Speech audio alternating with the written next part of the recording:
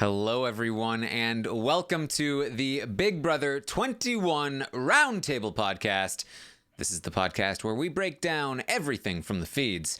I'm your host, Taran Armstrong, and with me today is Melissa. How you doing, Melissa? As good as I can be, considering the terrible weekend of feeds that we had. That was that was tough. That was tough. You said yourself on the morning update that you were even feeling emotional about these things. I noticed that my mood completely changes when I'm watching feeds that are like good feeds versus bad feeds. So when the flip was going to happen, I was sitting there at my desk at work like, yeah, I was so excited. I was talking to all my coworkers, very excited. And then all of a sudden Friday night hits and we're seeing this terrible, bullying mentality, this awful stuff with the segregation of the campers and the non-campers, etc. And I just shut down. I'm sitting there on the couch, just totally upset. And it's I can't help it, but it gets into me. And so this weekend was a tough one, but I'm excited to talk about it. It's a tough one for Melissa. Also with me tonight is Brent. How you doing, Brent? I'm good. I just want to apologize for everybody in the chat. I was the person who's running late tonight. It's usually not me, I will say, but I was late tonight because I was working on my hair a little bit. Besides that, though, I have to disagree with Melissa. I feel for Nicole. I feel for some of the other campers. But this has been a great week of feeds for me. I mean, I am living for the Nick HOH and all the ramifications of it. I'm living for the house right now. I still think the house is pretty fluid, especially now that Camp Comeback is getting ready to end. We still don't know who's going to come back into the game. I mean, of course, the human part of me, and it's a small part of me, felt bad for Nicole and the rest when they were getting ostracized from the big group.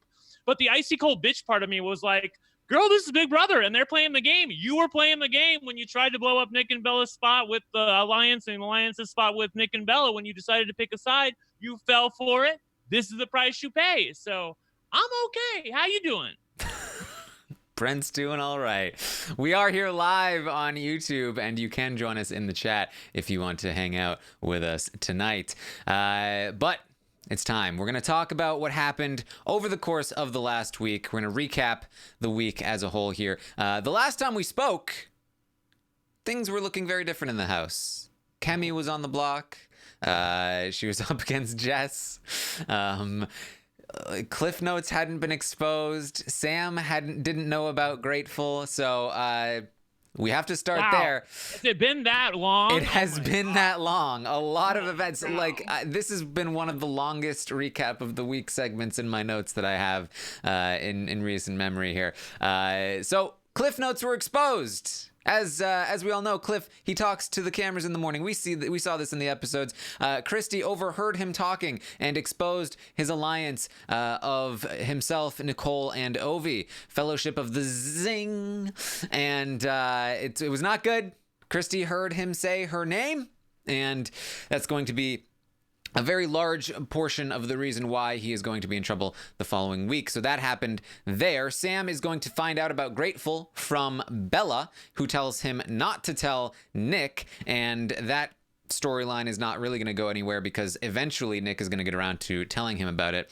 Then, because of this information about Grateful, Sam is going to try and flip the vote to save Kemi, but it doesn't work, and Kemi goes home 10-1 with Jackson casting a rogue vote. Rogue vote.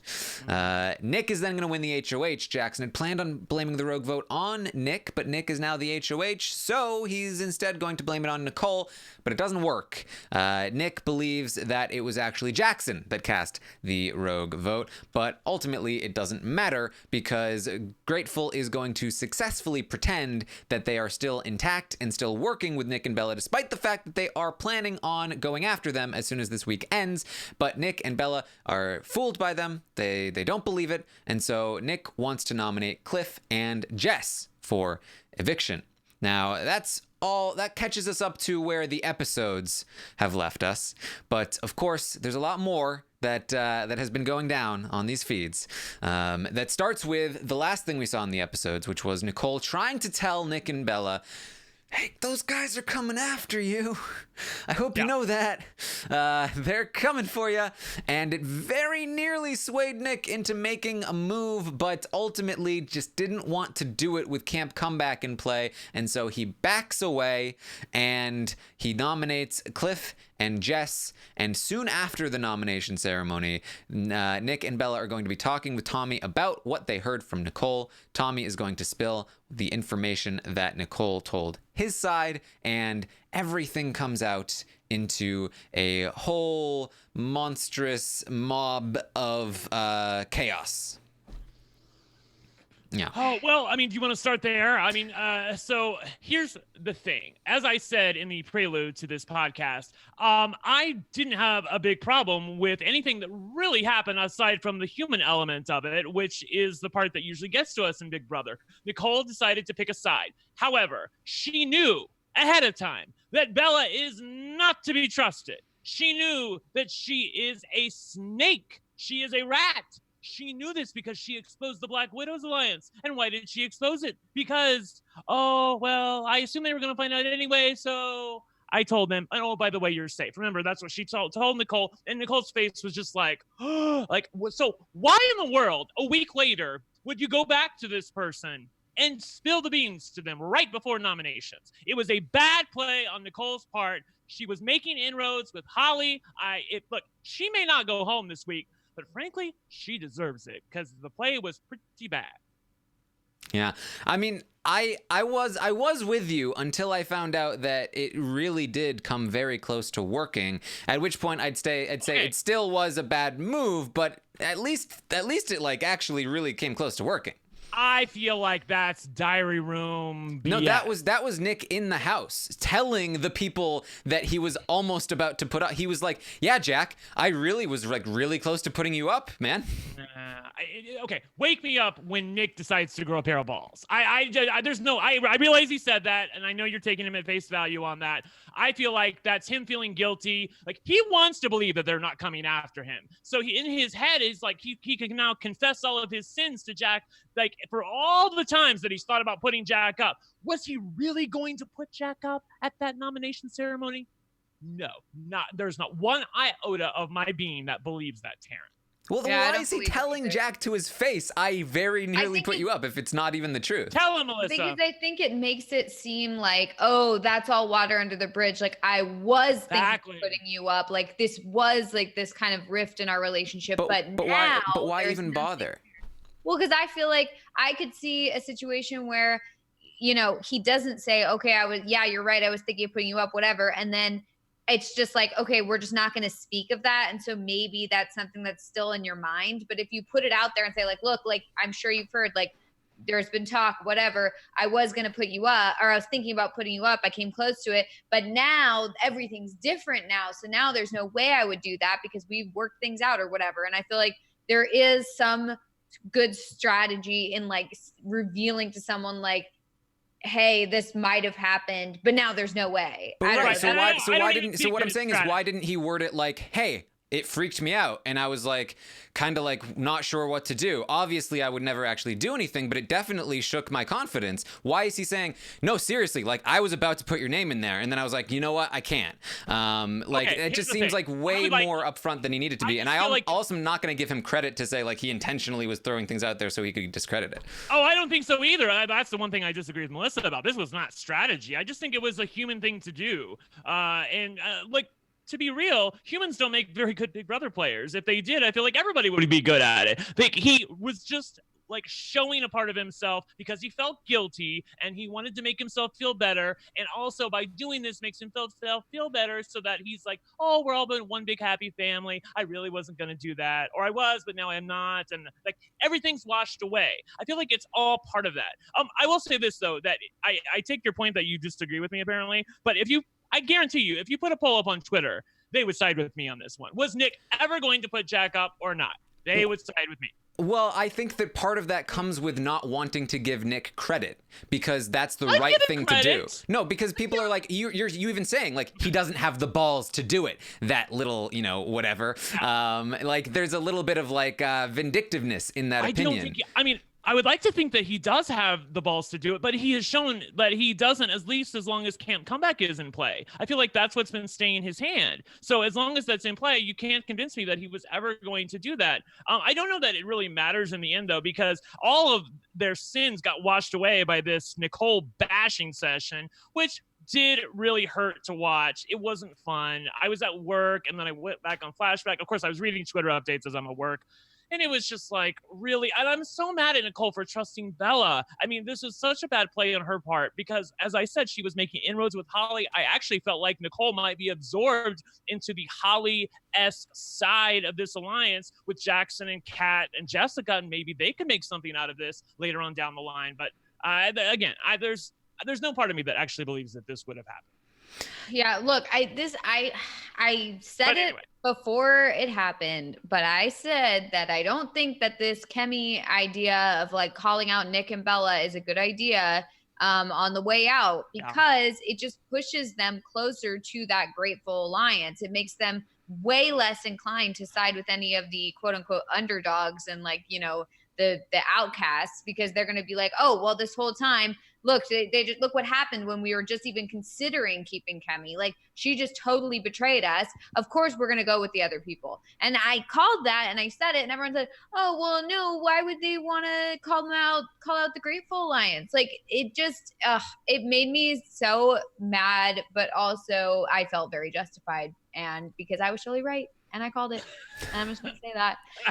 But no, but for real though, like it's so disappointing because I feel like at the tail end of last week, it was a very exciting time in the house. I felt like there was this, you know, this side group, this like rebel group that was like starting to form, and like Sam had just found out about the big alliance and that he wasn't a part of it, and like, you know, he was starting to rally people to be like, okay, we need to do something about this. And now all of a sudden, I just feel like we're back to square one, where we've got this big giant group again. And I feel like this is similar to Big Brother Canada, the most recent season, where we had the Pretty Boys, and the whole time we kept having to be like, okay, well, you know, just wait until the Pretty Boys have to turn on each other. And so then we had to wait till the final four to finally get some action in the house. I mean, at the very least, we can be grateful that there's 8 people to turn on each other. We don't have to wait till 4. So at least we get that. But I feel like we're just going to see all these people get picked off one by one, and nothing's going to happen, and it's going to suck, and I'm going to be totally bored out of my mind for the next few weeks. And that's the way I feel. And that's why I'm very disappointed in this season and totally not enjoying it. I mean, I don't personally feel that way. I take your point, Melissa, because we've been burned. I get you. But I don't feel like this group is that solid. I feel like that once they go after Nick and Bella, it depends on the mechanism with which they go after Nick and Bella. If it's somebody like Nicole or a camper wins HOH and they nominate Nick and Bella, then I feel like things look dicier. I feel like that is the darker timeline, because we won't get the enjoyment of the alliance. They'll be able to say, oh, well, we would never have betrayed you, Nick and Bella. We were on your side. They'll be able to act that way. However, if somebody from Grateful or Grateful wins HOH and they target Nick and Bella, I feel like everything comes undone. Like, that is a terrible idea for Tommy to let this plan go through to, you know, in the end, save Nicole, keep everything, keep Nick and Bella out of it, betray them, and then target them. I don't think that's a good idea at all. Yeah, I feel like my other reservation about the season, I guess I'm not really reserved, I'm more just like very upset by it, is that like these are all like trash, garbage, clown people, and I don't want to see any of them win. So I'm also like of the point where it's like, okay, yeah, maybe it'll be fun to watch them all turn each other and eat each other alive, but I don't want them to win. Like, I wouldn't be happy or satisfied with any of them winning, because not only are they bad people, they also aren't good players. So it's not even like, well, at least we get to see a fun, like, you know, let's see these good guys duke it out, like these very strong players. It's like, I don't even want to see that, because they're not even good players. So like, why should I even be rooting for any of them to win? I feel like there are some good players, and I feel like, okay, Tommy, we have one. I feel like there are a few good people. Look, here's the thing. I don't feel comfortable assigning good and evil labels to the people in the house. I feel like we can, you know, criticize their character and their actions, and we don't have to like these people. But saying they're not good people, I mean, maybe a bridge too far for me. And this is really weird for me to criticize you for saying that, because I'm usually the person who's like, yeah, they're fucking assholes. But I feel like that some people get lumped in with other worse people and then thus look worse than they would have on their own. And that's just kind of how I'm feeling about it at the moment. Sorry. Yeah, but see, my thinking on that though is that like, okay, so then we have people who maybe aren't like bad people, okay, but they're not good game players. So I don't want to see them win either. So it's like, I don't even have anybody in there besides the people who are in Camp Comeback. And I guess Nicole and Cliff at this point, maybe Kat, she's fine. I don't know. I feel totally, I've lost the chat. I just feel like over it. Like, I just feel like I don't have anything invested anymore besides just like anger and sadness. Taran, break the tie. Where are you on this? In terms of whether or not they're good people, or in terms of if I have hope for the season? Yeah, the latter. I have hope for the season. I mean, I remember Big Brother 15 and feeling very discouraged in that season, and I ended up loving the season overall. I thought that, especially down the road, things got very exciting, and I do think that there are players that are in this cast that can make some very exciting plays, especially down the line. So I do have some hope for the gameplay of the season, especially watching some of what Tommy is doing this week. What Christy did today was absurd, and I think will continue to highly entertaining, be absurd. And so I feel like there's a lot of room to play here. Camp Comeback is about to end, and I think that like things are finally starting to open up and be viable for like good, fun gameplay. Yeah, that's kind of where I'm at. The other thing too is that here's the thing. I podcast about Big Brother, and I live it on Twitter. So it's really hard for me to put this much anger into something that is my job. Maybe you're not with me on that. I take your point if you're not.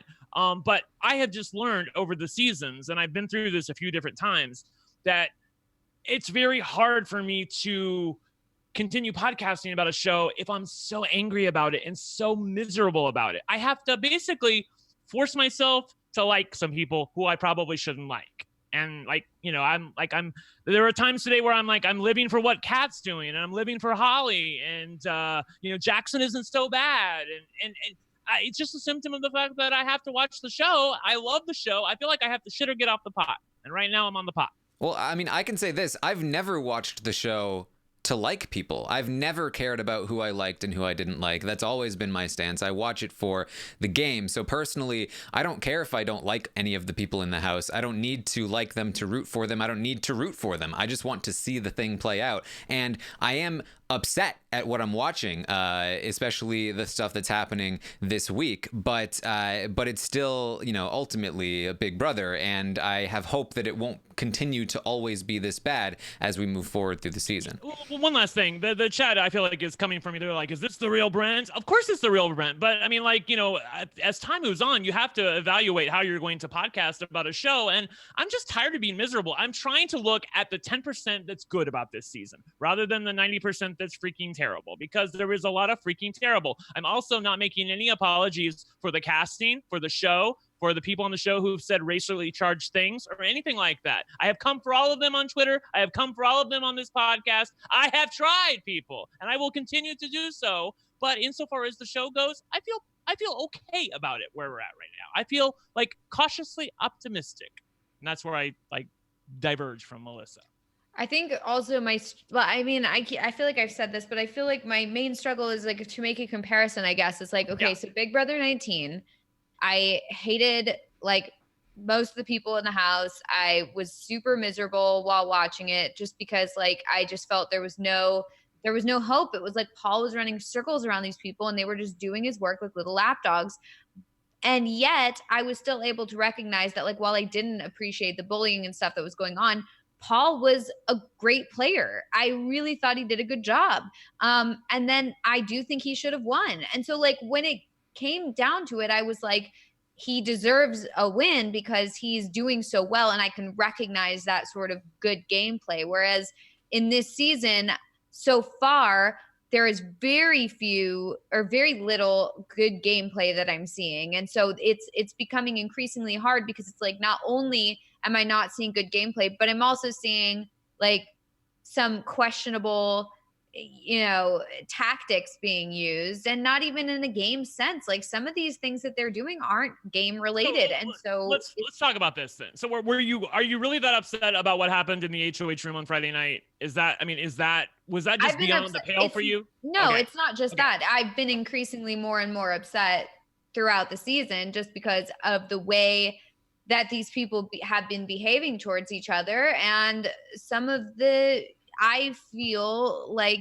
there's like, targeted towards, minorities and people who are like, different. And you've got this sort of like, we're the cool, quote unquote, like normal people. And it's like, that's the weird thing that I don't like seeing. And so it feels personal. It doesn't feel game related. Like, and that's where I'm struggling with this. And, for the people who are saying, well, Melissa, if you hate it so much, don't podcast about it. Don't watch Big Brother. Like, don't, can you ever find something good to say about the season? I find a lot of good things to say about a lot of seasons of Big Brother. And yet for this one period of time where I'm upset about something, I'm allowed to be upset about it. Not saying to you guys, because you guys, I understand. Of course, honey, we get you. Like, just like to the people who tweet at me and tell me to stop podcasting about it or stop watching, like, this is one of my favorite shows. Like I love watching Big Brother and I love the game. And so like, I have a lot of positive things to say a lot of the time, but when I'm upset about something, I'm going to call it out and I'm going to say I'm upset about it, and I'm allowed to be upset about something. And I don't need to constantly be, 100% gung-ho about every single season of Big Brother. That's just the way that I feel, and I'm going to say how I feel. Yeah, and I want to add to that too, that I think it's more important that if you love the show, or even if you don't love the show, if it's a show that you watch and you want it to change, that you continue watching and continue expressing how you feel about it. I completely understand the people that are like, hey, I just want to shut this off. But in my view, the people that are protesting by turning it off, their voices are being lost. They're not going to end the show because of a couple thousand people online turn it off. But if those people are very vocal online about how they feel because they love the show and they're passionate about it and they keep talking and they keep using their voice, that's what's going to change, hopefully, that's the where show. I'm at. That's why I posted that thread on Twitter on Sunday. I feel like, because they do see us, Melissa, they don't acknowledge that they see us, but they do. I have also, and this is not tea, I'm just being real with you all. Like, I know a few people who talk to people in production, not like Allison Grodner and Rich Meehan, but like people who are under them. And they're all with us. They see what's going on. They realize what's going on. They don't like the people who are against other people. Having said that, though, like, they have to let the game run its course. Like, these are the pieces that they put onto the game board. Now that the game is starting, they can't change it. That's when we all complain about the coup d'etat or America's vote or something like that. And there is a part of me that wants that, but I just want them to let the season play out the way it was supposed to play out. And I feel like the root of the problem is the casting process. That is the problem. Point blank and the period. If you put more brown skin, black skin people into the house, I do feel like we will not have these sort of things happen. I also agree with Taran that the twists that have taken place this season over the past few seasons encourage bigger monopolies of alliances to take control of the house because they're scared shitless about leaving, and that's why they behave the way they do, at least as far as the game is concerned. As far as a human level, you have to really empathize with people. Like, let's just take Tommy for instance. Tommy sees some of the stuff that's happening in the house. I've never heard Tommy say anything that I would consider to be racially charged, but he's been in the room when it has happened. But how does he approach something like that? Is that his job? Like, there's the human part of me that's like, yes, get him, girl. Like, tell him, like, call out their shit. But on the other hand, there's a game for $500,000 at play here. And I really feel like it's so tough for people to confront what's going on in the house and not at least partly or possibly jeopardize their gameplay. And, I don't know what to do about that, Melissa. Like I said, it starts from the beginning. Once the game is going, I don't feel like we can do anything at this point. But Yeah, I mean, I think from my point of view, the casting has always been a problem. From day one, the casting has always been a problem, and what has made it come to the forefront recently are the twists recently, because you add the twists into the already bad casting formula, and that's when you start to really amplify the bad casting with a magnifying glass, because as we're talking about, they really do encourage the big groups to form together as soon as possible, meaning based on first impressions, based on who is the most similar to me, and they stick together, and then they are encouraged to hold on to their power and treat the other people as outsiders and lesser than them, so that they are not able to infiltrate their group. And now we're even seeing things like putting them in uniforms, sending them upstairs into a crappy room, and we're making rules that we're not allowed to talk to them. Like, it's becoming more and more amplified by each twist further and further. And so I think that's it's those two things that are combining right now to create what we're seeing right now. And I would like for us to be able to say that with one voice, so that maybe they'll hear us. We know that they see some things, but it's very difficult to convey criticism online. And I know this personally, because from my own perspective, that it's very difficult to parse out like good criticism from just trolling. And so when you see any kind of criticism, you have an immediate reaction of just like, well, it's hard to know whether or not this person is trying to make me feel bad, or if they're genuinely offering constructive criticism. So if it's as one voice as you can make it, if it's as as vocal and as clear as you can make it, that these are the two issues that we need to address, then that is, I think, what could potentially send some kind of message forward to the producers of the show who make these decisions. But we're gonna try our best here. Yeah, I will say that there's a bit of a metaphor there in terms of trusting what you're able to see online. Is it true or is it just trolling? Similar to what was happening with Nicole and Nick. He's like, should I believe her or not? I don't want to believe her. I don't want to believe that my alliance is coming after me. Again, it goes back to the fact that she, to me, chose the wrong side to go with. I don't know what possessed her to tell Nick and Bella that they were on the outside of the alliance, but I do feel like that it was a bad call on her part, which then begat a lot of the bashing in the HOH room and everything. And obviously that wasn't fun to watch, but you got. I mean, what happened was the alliance realized that Nicole was onto them and was like, oh, well, now let's blame everything on Nicole, because we don't want Nick, who's the current HOH, to go after us. We have to blame Nicole. So they were like, you got to Nicole.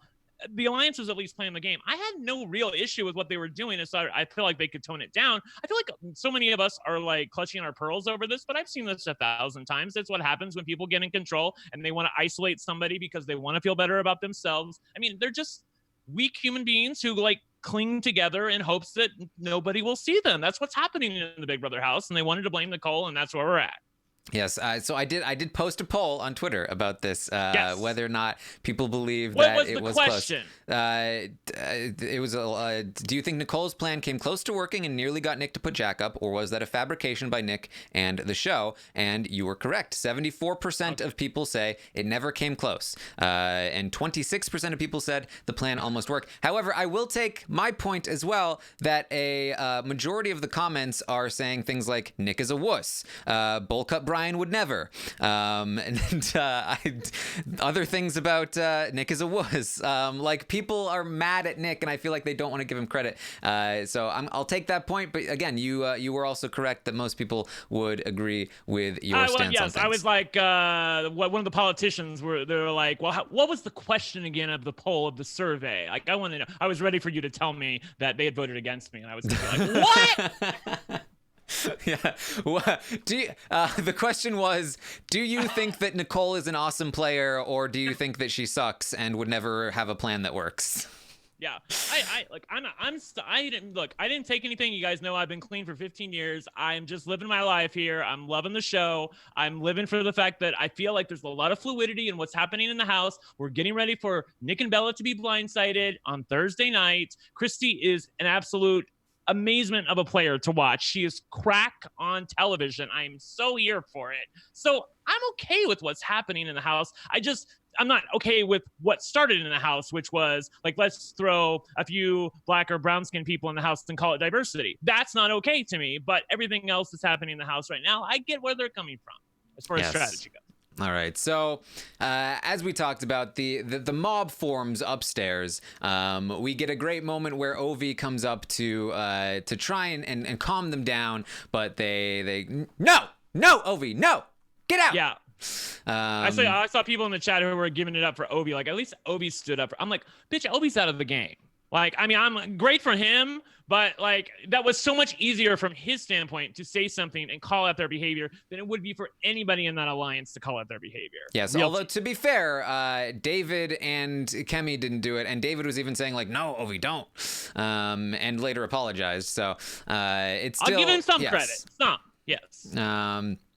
So everything gets blamed on Nicole in this big mob thing that comes up here, including, now to be clear here, most of the 6 shooters in this conversation recognize that, yeah, we're just kind of going to make sure that Nicole takes the blame for this, but we know that things actually happened, except for Sis, who is fully on board that Nicole is a snake and she needs to go confront her about everything. Then Nicole is going to get a chance to explain herself, and as we mentioned, she's going to explain herself very well, and the 6 shooters do believe everything that she says. They even believe that she didn't do this intentionally, which is actually a lie. Lies! Yes, and so they want to keep Nicole, even though Nick wants Nicole out, because even though Nick is somebody that is definitely blaming Nicole for all of, like, Nick genuinely believes in his soul that the only reason he wanted to put put Jack on the block was because of Nicole, that she somehow incepted the idea, David style, into his brain, and really just feels like, well, now that we figured out Nicole, I'm fine with the alliance. See, that's where you know that he was lying when he said what he said to Jack, because like, that isn't even true. Like, he's just talking to himself or talking to Bella or whoever will listen, and he's still blaming Nicole for all of his Jack hate, which is not true at all. I think he believes it, though. Well, I take your point that he does believe it, which makes it all the more believable in some ways, but maybe that's why you're falling for it. I don't know. But I do feel like that he is crazy to actually think that it was Nicole. His hatred for Jack and his wanting to get him out of the game is coming from 2 spots. 1, he senses that Jack is against him, and he's correct. 2, he's jealous of Jack. Real T, that's what's happening, and you all know it. Nick is so stupid. So dumb. Like, they're just so bad. Like, I mean, we fell for it, didn't we? Fell for it. This was the HOH. This was something to do. You could have done something, and instead now he's just done nothing. And then now he's going to be betrayed this week. I mean, they're going to blindside him and not tell him that they're voting out Cliff, and they're going to keep Nicole, and he thinks they're not doing that. So they're doing the opposite of what they told him. And then they're going to get him out next, and Bella too. So yeah, like, what a dumb move. He literally did the worst job this week. He's so stupid. They're all so stupid. And Bella's so stupid. They're all dumb. I agree they are, but let's look at it from his point of view. Okay, so in order for him to do what we want, we have to first convince him that everybody is after him in his alliance. They've all turned their back on Nick and Bella. That is a hard pill to swallow. Okay, secondly, even if he wanted to do something about it, he doesn't have any power. I mean, outside of HOH, he doesn't have a special power is what I'm saying. They are floating around, and also Kim Comeback is in play. I'm not even sure how I would be if somebody said, hey, Brent, your alliance really wants you out. You're in this big group, but they really are coming for you, and they just are pissed that you just won HOH. I mean, it would be a tough pill for me to swallow and say, you know what, I believe you. And not only that, I'm going to turn my back on them. Oh, by the way, there's a way that they can come right back in the game, and my HOH is totally useless. So I feel like that he's really between a rock and a hard place. His big issue was winning HOH. By the way, the chat keeps saying that I'm not letting you talk, Melissa. I know you know this. I'll talk if I need to talk. If she wants to talk, she'll talk. Y'all go to hell. Yeah, I'll talk if I want to talk. But I just feel like, okay, he's in a rock and a hard place. But I feel like the problem I'm having is that knowledge is power in Big Brother, and these people are not using any of this knowledge. They literally like they get this information, someone tells them something important, like, you know, Christy overhears Cliff, or, you know, Nicole tells them like this is what's going on, or Sam gets told that about the alliance. It's like, and then they run to the next person, and then they tell them everything, and then it's all useless because now that information is garbage. And they need to keep this information. Like, none of this is smart gameplay. Like, none of it is smart, and it's making me upset because it's like, yeah, sure, I can be upset. Oh, darn it, Christy overheard Cliff. Like, no. But like, that would be so amazing if Christy could take that information and like, okay, now I'm going to every morning go listen to Cliff, and I'm going to like hear what he has to say and try and understand the other side of the house. Nope, no. Oh, never mind. She just ran to them, and then they told Cliff. So now Cliff knows, and everybody knows, and that's the end of it. And like, I just feel like all of this stuff, it's like, there's just nothing fun it's not fun to watch people do like bad. Like, I want to watch good gameplay. That's why I like it. And I'm not enjoying it because I'm not seeing good gameplay. And I don't know.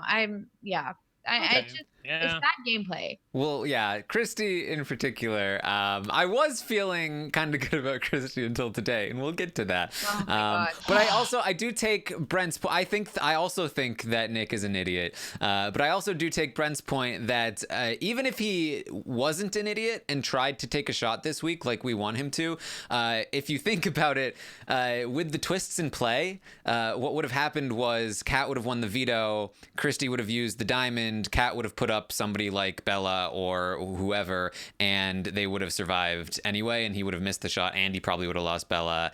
And he can't play for HOH. Yeah, so that unfortunately the twists had him in a bind regardless, but that does not negate the fact that he's still an idiot.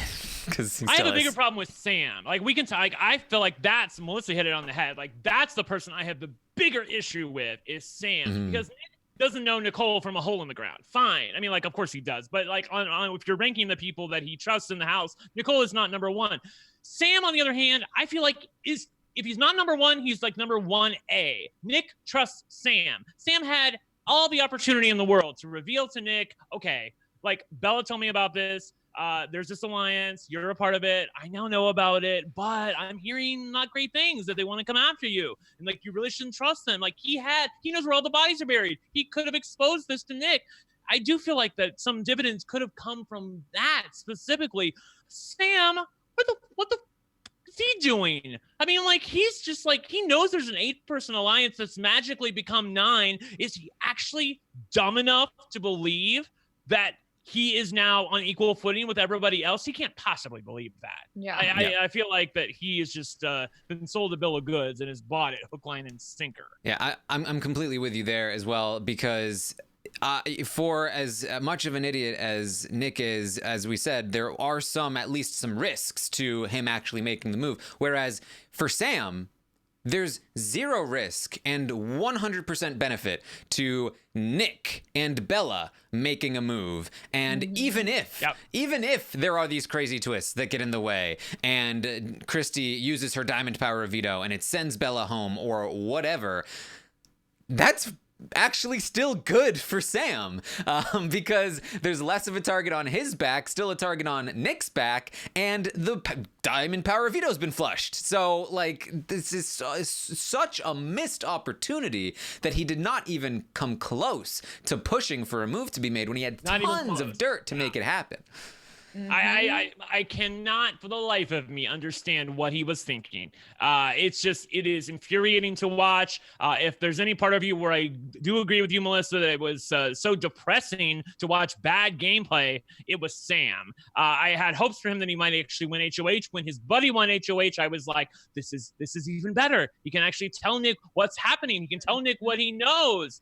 But instead, he just decided to go along with the show and let Nick, drive a car off a cliff, putting up Cliff and Jessica went backdooring Nicole here. It's such a mess from his point of view. Nicole's not coming for Sam. She likes Sam. And what part of him thinks that this is a good idea to actually get her or Cliff out of the house this week? He could have stopped both of these things from happening. And he didn't. So I'm with you. Yeah, and I am seeing. I saw somebody say in the chat, well, no, they would have put up Sam because that's what Tommy wants. He wants Sam to go before Bella, but I don't think that's the case. I think if Nick turns on them, and nominates two of them, then and Sam gets to play like, hey, I'm still willing to jump ship, then they have to take out Bella over Sam at that point because there's two people definitely against them versus one that might be. So. Like I said, I very, very little, and that's as it stands, a very outlier situation to begin with. So I just really feel like it's an incredibly missed opportunity on Sam's part there. So Kat is going to end up winning the veto, as we talked about. She wants to use it on Jess, and the plan is to secretly keep Nicole once Jess comes off the block and Nicole goes up, so that she can go after Nick and Bella for them, and then they take out Cliff because he's close to Ovi, who has the power. That at the end of the day, that's the argument that they keep coming back to with Cliff, because almost everyone in six shooters except for Christy keeps going like, but I don't want to get rid of Cliff. Why can't we keep Cliff? And then they go, yep. Oh, right. Ovi has a power. Ovi's coming back. Ovi is close to Cliff. We need to get rid of Cliff. Which is so infuriating to watch because Cliff isn't even aware of what's really happening or why he would be targeted in the first place. It's very hard to formulate an argument against people if you don't know what foundation they're arguing from. And I feel like that's where Cliff is right now. He doesn't know what to say because he doesn't know what's really happening in the house. Ovi, this is where I was like, screaming, yes, queen, yes, when Bobby was with you on the update today, when he was like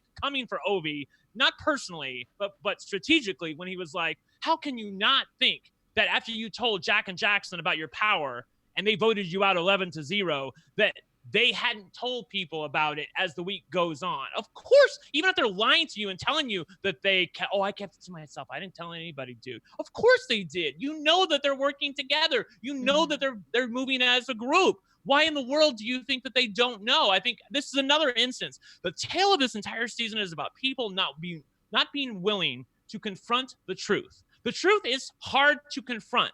And I do feel like people on balance would be better game players if they actually confronted the reality in front of them instead of the denial that they want to believe that's easier. Yeah, I completely agree, and I think that's really the story of any season, that where somebody is going to be able to really just dominate the game, which is that people are biased against truths that they don't like, and people don't like things that are bad for them. So it's very easy to believe a very comfortable lie, and that's very much where we are in the season. And what amplifies that are twists that encourage big groups and give them powers to enforce that lie, give people more incentive to want to be comfortable with all of the craziness going on and the fact that they have so little power. When people feel like they can win power and can actually take a shot, then they're a lot less likely to believe the comfortable lie, because they're like, okay, this is a comfortable lie, but there's some power over here. Yeah. Ooh. But when that power is like, okay, you get power, but the person you evict can come back. But Christy has a diamond power veto, but Jack has a veto power. It's like, oh boy.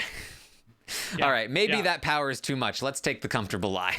Yeah, I know. I'm kind of with you. I really am. I'm like, how would I be in the house if I knew, if I didn't know, if I thought I was in a big alliance and somebody came to me with this information and I had to confront the fact that my big alliance was really after me? Like, it's the pride part of you. It's your ego where you're like, they're not coming for me. Everyone likes me. I feel like that's kind of where Nick is at right now, where he wants to believe that he is Mr. Popular. It's really hard to confront the fact that people want you out. Really hard to confront that people want you out. I will say this, that we've come for Ovi a little bit over the past few weeks for his terrible gameplay. As I continue to watch people play worse and worse on Big Brother, I have to think that I would be just as bad as they are, because no one likes to hear that you're not well liked by people. No one likes that at all. So I do empathize with Nick just a little bit. Yeah, and I will say, I think that one of the reasons why David is, gaining popularity is because he is very much the kind of person in the house that's just like willing to accept and embrace truths even when they're uncomfortable. Like he makes conversations awkward sometimes with how upfront he is, and that's very refreshing in a house where people find it very difficult to accept the truth. So we are then going to get a bit of a fight now, because we have to explain sort of what happens here with Christy and the veto. Kat and Jackson get into a fight about their hookup, essentially, and stuff that was said in the DR, and reputations being ruined. And Kat is going to go on to explain that, you know, she is here for airtime, and, you know, that pisses some people off, and you know, all of this stuff. And Jackson and his he has some sort of domestic violence charge against him. He does have a domestic violence charge. Yes. Yes. All of this stuff, we talked about it this morning. It all blew up, and the point of it is that it led to Jackson saying that they can't trust Kat and Jess. That they can't trust Kat and Jess. What if they're secretly working with Nick and Bella, and this is all a ruse to use the veto on Jess and then backdoor one of us? And then we don't have the votes to keep one of us because Kat and Jess will be voting with them. Now, this idea was pretty quickly dismissed by Holly, who stood up for Kat and defended her because they have an existing relationship from outside of the house, which she essentially admits to in order to defend Kat. She says that they have a lot of mutual friends and that they couldn't backstab each other because it would look really bad to those people in the real world. So that's helping that situation out. So it seemed like it was squashed. Like, okay, we trust Kat, everything's going to be fine. However, the next morning, Christy woke up and some terrible things were said to her. For instance, Nick asked her how she slept. I mean, we've been talking about how bad these people are and, you know, what warrants, you know, being a bad... I mean, this to me was just so disgusting. Well, in fairness to Christy, and I'm not giving her any slack whatsoever, but it was more than that. Like, there was some conversation. We'll get to those. All right. Yes, but I know. Yeah, this is like the Tamar Braxton thing. Like, it was a day. I've never seen her like this in the Big Brother house, and I have to believe that it was like there has to be something more at play here. Like, maybe she's just having a bad day or something. But Brent, like, she's PMSing. I don't know if you know that. I don't know if she told you. Well, I know. I just I don't like blaming it on that. Right, and I want to be clear. I am not blaming it on that. Exactly. She is very much the one blaming it on that. Yes, I know. I would like to think that even without the PMS, that I do feel like she would have been this nuts. I do, because she's kind of like that. But I've never, far be it for me to have an opinion on this matter at all, but I've never really, PMSing or not, I've never really noticed that much of a difference. Me neither. No, I haven't either. So Nick asked her how she slept, and he also made some kind of comment about blood red, or I don't forget actually. But it was red flame. Red flame. That was what it was. Red flame. And but what does that even mean? Like, what is that? They were talking about like a heart, and that David was like had a red flame. But why is that significant to Christy? Like, why is that like, oh my God, it's a bad sign. It's the universe telling her things. Oh my God. Is Christy crazy, or is she crazy like a fox? Like, there's no foxes here. There's no fox. I don't know because is this all strategy? That's definitely not. I am 100% sure it's not. She didn't talk with anyone about this. She didn't plan it. I don't know if you guys are giving Christy enough credit. When I said there were a couple good game players in the house, I think Melissa is trying to be crazy like a fox right now. I don't know. I just feel like I can't imagine someone being that crazy, like without there being something behind it. I don't know. So finally, one other thing was that Christy was talking about PMSing, and she was talking about it with Bella, and Bella said, "Oh, it's like dotting day. It's like D-Day. It's like D-Day." And then she nudged Sam. She was like, "It's D-Day," and Christy was like, "I'm going up. I'm going on the block. It's me. That's it. It's happening. Oh my God." And she talks to Kat, and she's just like, "Kat, I'm going on the block Kat's like, no, you're not. What are you talking about? No, you don't understand. You don't understand. I'm going on the block. It's happening. Like, she's in tears. I have to say that. Oh, well, sorry. Do you want to continue? Go ahead. Oh, okay. Sorry. If you had a good impression. Did you have like more of your performance? I wanted to see it. So she's talking to Kat, and she's like, "I'm going up," and Kat's like, "No, you don't think so." So then Kat's like, putting out the idea, like, maybe I shouldn't use the veto. Maybe I should talk to Jessica. In comes Jessica, and I think Bella, and they start having a conversation, which at this point I'm like, oh, I don't want him. I just want her to continue to talk with Kat. I don't want this to die. I like this craziness. So I'm literally like, yelling at my screen going like, you get out, Jessica, and take her too. And you too, and get her out. Like, I wanted all these people to leave so that Christy could just talk with Kat.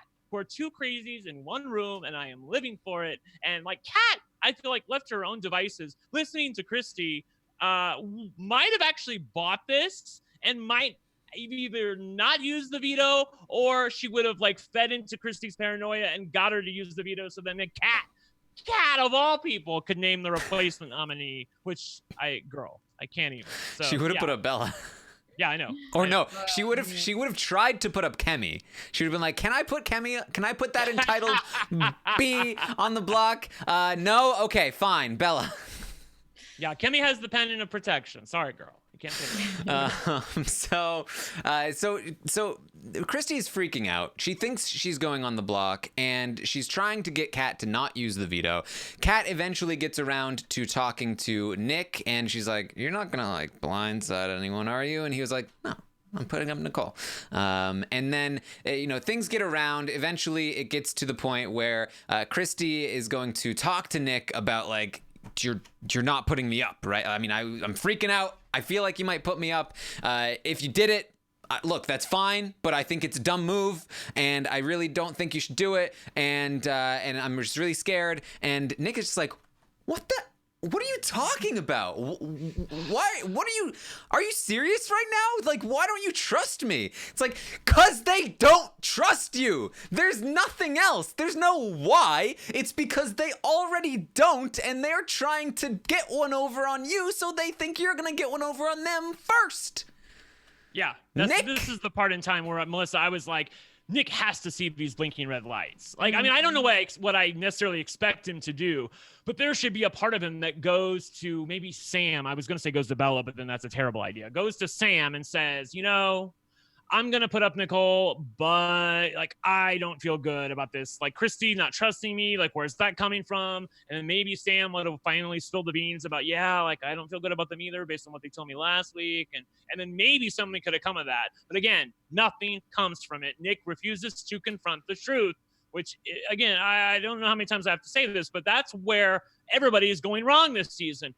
They're listening to, I'm trying to think if they're listening to their gut. The whole thing with Kellen on Survivor about listening to your gut when she was like wrong half the time. I feel like in this case, you need to listen to your gut, because your gut will tell you like the truth of the matter. Not your ego will let you believe the lie, but maybe I'm wrong. I think if I was on Big Brother, I would have trouble, because I would always think that people were against me and hating me and like secretly working like without me. So like, I don't feel like I could ever be in like a great solid alliance, because like the whole time I'd be paranoid that like these people are out to get me and they actually hate me. That's just like the way I am. So that's exactly what I would do. And I feel like it's like the complete opposite for Nick. I mean, then he goes on this whole little like spiel about how like, if I'm being naive, then like get me, but we're making it to final 9 or whatever. And it's like, you're not making it anywhere. Like, these people don't want to work with you. You're an idiot. And like, yeah.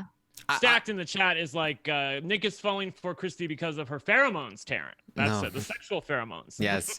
I think you have to use Vanessa's strategy and look at incentives when you're trying to evaluate whether or not somebody's lying to you. Like, look at their behavior and try to figure out what incentivizes that behavior, because people are almost always self-interested in the game of Big Brother. And if Christy is freaking out because she fully believes that you're going to put her on the block. That means that there is something in her, like, you have to try to look at it from her perspective. Why would she think that? And I think that Nick might be trying to do that, but he's looking at it from his own perspective of like, well, I almost put Jack on the block, so I completely relate to this situation. But the problem is he should have put Jack on the block. Yeah. So, it's hard. It's hard at the end of the day there. But ultimately, Nick does put up Nicole.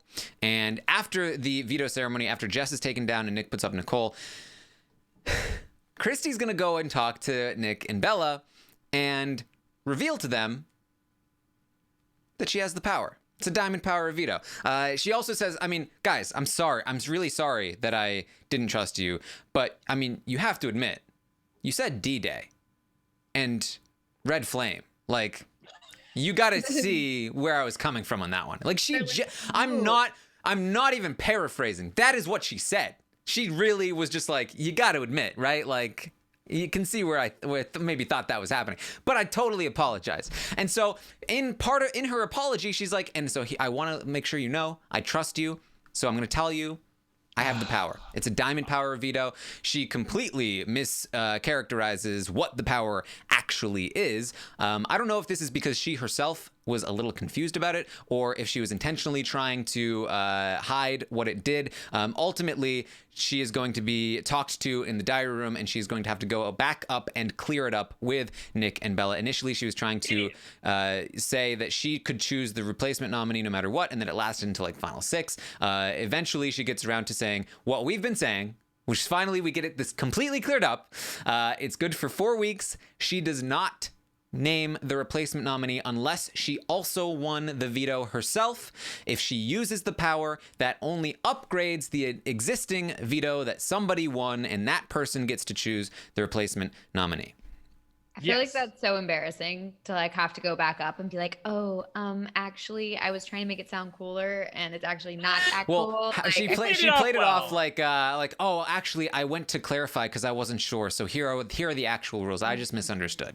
Yeah, sure. I think you had it right, Taran. She was trying to be funny, and she tried to fudge the rules because she thought she could get away with it. She doesn't realize that you can't use production as a strategy. I tweeted this out. Other people tweeted this out. Like Jessica on Big Brother 19 famously, like, we all loved Jessica when she won HOH, and she was lying to Paul the next week about her power. We were all most of us, I should say, we're living for Jessica and Cody in the house. We were rooting for them, but even they did not let Big Brother I'm talking about let Jessica lie about her power, so they're sure as hell not gonna let Christy freaking Murphy lie about her power in the Big Brother house. So she had to go up to them and clarify it, which is even worse.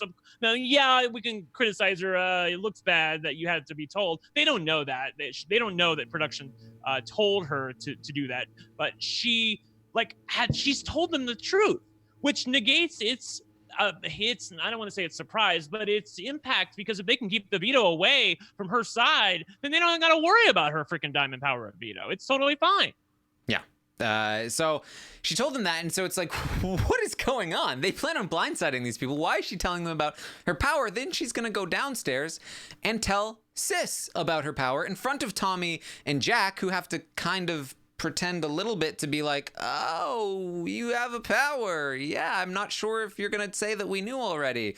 And she's going to explain the power to Sis, and then she's going to go on to explain that she's 100% sure that Nick really was going to backdoor her, but she intimidated Nick away from doing it by insinuating that she had a power, and that's why they now know that she has a power. And oh my God.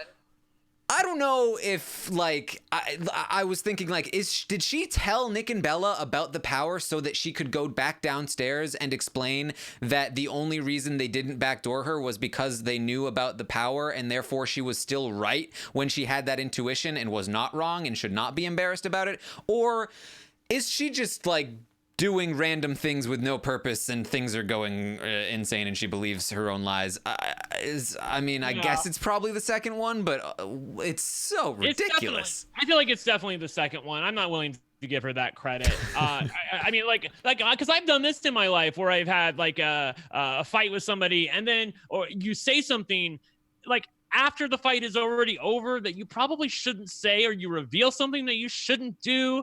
And then like, like your people are like, what are you doing? So I feel like there's a part of me that empathizes with where Christy is coming from, but she's playing a game and she has to play better. There's no part of me that thinks that she actually did this on purpose, Taran. I have to believe you're with me. I don't know. I don't know, because now are you trolling us, or look, I'm just saying that like it is interesting that like they were planning on like blindsiding Nick and voting to keep Nicole without telling him. Yes. Now, conveniently, there is a reason behind that. Like, okay, well, you were going to put me on the block. You were going to backdoor me. I know you were. I told everyone about your plan and you didn't do it. But now look, I don't feel like I can trust you. And we had to vote your person out because we didn't want anyone working with you. Like, we don't trust you. And it's like a convenient reason to go against them. Like, I just feel like there's something to the idea that like now she has a reason. Like, it reminds me of like, not to compare, this and that, whatever. It's like apples and oranges here, but it's like Vanessa, when she would always be like, she would invent these like reasons, like, well, now I have to put him on the block because of XYZ reason that I basically invented.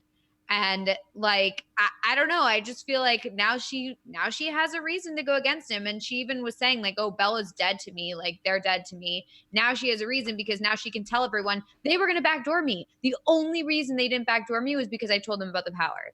And so like, I don't feel like I can trust them. I'm going to go against them. And you guys can come with me or not, but I'm not trusting them. And I feel like, I don't know, maybe Melissa has something here where, and I see your skepticism on your face, Taran, but maybe she is, Christy I'm talking about, the kind of person that needs like validation and reasons in order to act. Like she can't just be a game bot like we want her to be. Mm-hmm. She needs like a human or a like founded emotional element in order to go against or be okay with betraying somebody like Nick and Bella. So maybe that's why she did what she did. I don't freaking know. Well, I will say this. There's nothing that can convince me that the freak out was manufactured. I think that she was absolutely genuine in that moment. She talked to Tommy one-on-one and was freaking out to Tommy. So I definitely don't believe that the freak out was manufactured. I also don't think that she needed any more reasons. The reasons that they had were the whole Nicole stuff.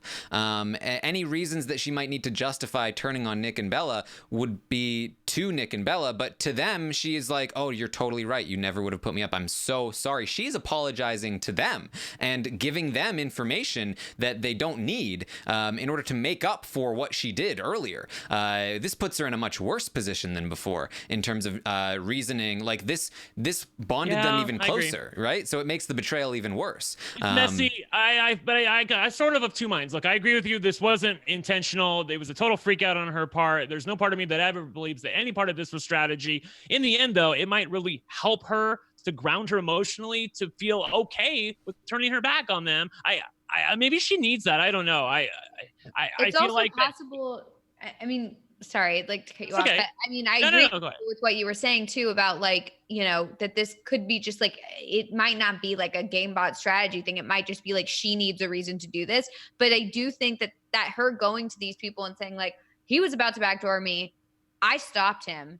He could do the same to you. Like, we got to get him out next. Like, I could see a situation where she uses this as like fodder to make sure that Bella and Nick are the next targets because they were going to come after them first. So like, we should strike before they can. I mean, I don't know. That was like the very set plan though, like already, like it was completely unnecessary. Like that almost makes it a worse move if that was her intention. I think Melissa and I agree that it's a terrible move. I'm just I'm not saying it's like great. It's messy. It's just that like, I could see her thinking in her head that like, these are things that I can do to make sure that things happen the way I want them to happen. Like maybe she's just completely crazy. Maybe. Wouldn't she have discussed it with Tommy? Not necessarily. What has she done in the house that she hasn't discussed with Tommy? This. I don't know. It's just possible. I'm honestly dumbfounded by this argument. I just feel I'm trying to respect it. I don't want to sit there and completely dismiss it as like, oh, she's just crazy. Like she just is crazy. Because I think that there is there is the possibility that there is some logic behind this. And if I can't think that there's logic behind this, then I have no hope for any sort of strategy of this season. Brent. So I might as well just think of it. I think this is circling back to what we talked about hard truths.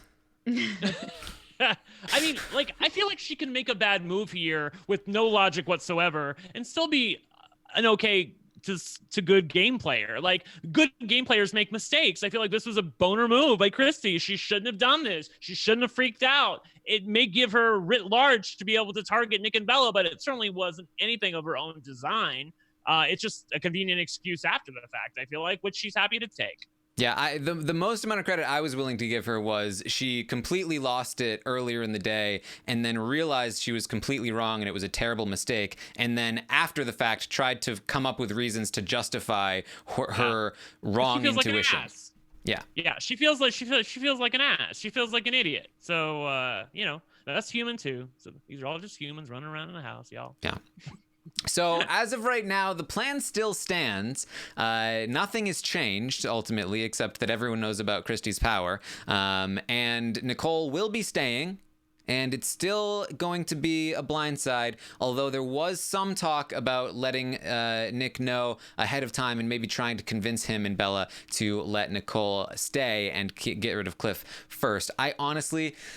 The pessimist in me is saying that is going to happen because Nick, when he was talking to Kat, was like, look, whichever one of them go, that's fine. It's cool either way. I feel like they're gonna sort of test the waters, and Nick is gonna say it's fine either way, and they're gonna say, well, actually, then we were thinking maybe Cliff, and I think that Nick is gonna be like, totally, yeah, because I'm totally for the team, and then it's gonna be a unanimous vote, and Cliff will be going home this week. Well, I mean, did that happen today? Like, Cliff's gonna go home unanimously? No, it hasn't happened yet. I'm saying that I think sorry. there was discussion about talking to Nick. And I think that will happen, and I think that Nick will say fine, and I think that it'll all kind of stem, it'll sort of swish around. I have to believe, like, there's no part of me that thinks that Tommy thinks this is a good idea to blindside Nick. He has a pretty good relationship with Nick. Tommy was the one that was talking about approaching Nick. Oh yeah, sorry, somebody sent me something. I was looking at something. I apologize, but yeah, I don't think they're going to just totally blindside them. I think that Nick and Bella will know ahead of time. They'll be strong-armed into this. They don't want it, but it'll happen. Christie always gets her way. At least as long as Tommy supports it. Because there was a time where I felt like Tommy didn't really support the idea of getting rid of Cliff. Like, he wanted to get rid of Nicole. And just to hear it from me, he should want to get rid of Nicole. He should not want to get rid of Cliff. This is a missed move by Tommy here. This is maybe one where he's just letting Christie have her way because he feels like he needs to and get the bigger benefit of keeping her under his wing. But I think at the very least, if Tommy does support keeping Nicole, he's at least going to let Nick and Bella know about it ahead of time because he doesn't want them to be blindsided. You never know who could win HOH. Bella or Sam could win HOH, and then all things are off. So he's a better game player than that. I'm glad to hear that. Yeah, I think this is a situation where the people who maybe don't have as good of a relationship with Bella and Nick should be trying for a blindside because then it makes the people who are closer to them who didn't tell them about it and who blindsided them look worse than the people who were not as close to Nick and Bella who blindsided them, because then it's like, okay, yeah, we weren't super close anyway. That's expected. And you're always more hurt by the person who you thought was close to you, who betrayed you, than the people you already knew were against you. So I feel like this could be a situation where people who really don't have that relationship with Nick and Bella could do well by this blindside. Yeah, I will say, I think for Tommy, the decision to get rid of Cliff, again, comes down to Ovi's power. And I do think that that's a mistake. I think that they are too afraid of Ovi's power because Ovi coming back into the game means that Ovi and Cliff will be together and Ovi has his power. But Ovi's power doesn't benefit from having an ally. Like, Ovi's power isn't any more or less dangerous with Cliff in the game or not in the game. And honestly, Ovi's power isn't all that dangerous anyway, because you know about it and you know about it ahead of time. So all you need to do is put up either Ovi and a pawn from your own side to guarantee that Ovi will use the nightmare power, and then Ovi is safe and that person is now safe, and then you put up the other two outsiders. Or you don't put up Ovi initially and you just have to backdoor him, like you did the first time. And there you go. So it's honestly not that difficult, and it really doesn't matter at all whether Cliff is in the house or not. So it's very silly. It's very silly. So sounds good. Yes. So that is what we have there. We do now have the state of the house, so let's quickly run through this. We've been talking for a while already. It's really it's the big group. It's Undeniable is the name. Undeniable is the name of the group that formed with the big mob, the 9 people. It's Grateful plus Sam, and that is of course Christy, Tommy, Jack, Sis, Jackson, Holly, Nick, Bella, and Sam. That includes of course Grateful, which are the same people but minus Sam. Then within that you have 6 shooters, which are the same people minus Nick and Bella, Christy, Tommy, Jack, Sis, Jackson, and Holly.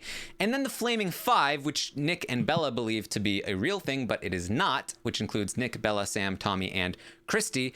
And then of course you have LOL, lots of love. Oh God, it is so stupid.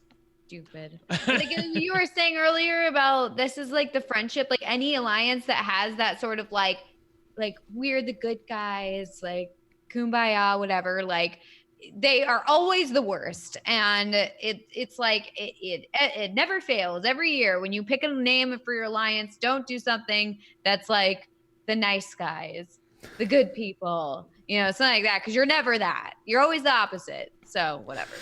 Yeah, it's also don't pick something that people can easily mock. LOL, like okay, yeah, you're lots of love or whatever, but you're also laugh out loud because you suck. Yeah. Get them, girl. You do have also Holly and Kat who have their pregame relationship. You have Nick and Bella are obviously the couples in general. Jack and Sis are separating, and it's becoming more a sort of Tommy and Sis. You also have, of course, Tommy and Christy. You've got Kat and Jess. Lots of other like little pairs here and there, but the main power structure of the house still remains that one big group. So let's start talking about the stock watch. Let's start rating some people. Let's get into this. Okay, good. I want to bring up the old stock watch so I can figure out what I gave these people last so they can tell me if they've improved any. All right. We'll start with Nick, who last week got a 4 from us. Brent, you were the lowest on Nick with a 3. This is, of course, the segment where we rate every player 1 through 10, 10 being the best, 1 being the worst. We're rating their gameplay, not how we feel about them personally. So, Brent, where do you stand on Nick this week? I am less positive on Nick. In fact, I really want to bring out the paddle for him. I really do. But I shall not, okay? Because of a couple of things. He has an ally in Bella, who is a firecracker on her own and could get herself evicted before him. He also has another stronger ally in Sam. So I do feel like that he has life rafts if he needs it. But at the end of the day, I feel like you have to give him possibly the worst score you could give somebody in the house, because it's a 2. And the reason why it's a 2 is because he decided to win HOH at the worst possible time when this Camp Comeback thing is getting ready to end. He doesn't trust his allies, but there's nothing he can do about it with Camp Comeback in play. He has somebody come to him and reveal what's really going on. He internally knows that to be true, but yet he can't confront the truth. And so all of that leads to a really terrible week for him in the Big Brother house. He is vulnerable next week. He cannot win HOH. He doesn't have a power. He doesn't know anybody who does have a power. And I think he's probably the next person out. So it's got to be a 2. You don't want to buy Nick right now. Mm-hmm. Yeah. I'm in agreement. I'm giving Nick 2 because this was a terrible HOH reign. He didn't listen to any of the information that was given to him. And instead he just quietly went back into the majority alliance who already wanted him out and who still want him out. He didn't even make a good enough impression on them this week that they would want to keep him at all. So now he's going to be out soon, and he did nothing to further his game. If anything, he's getting out somebody who okay, if Cliff's leaving this week, did that help him at all? No. Nope. So not one there. iota.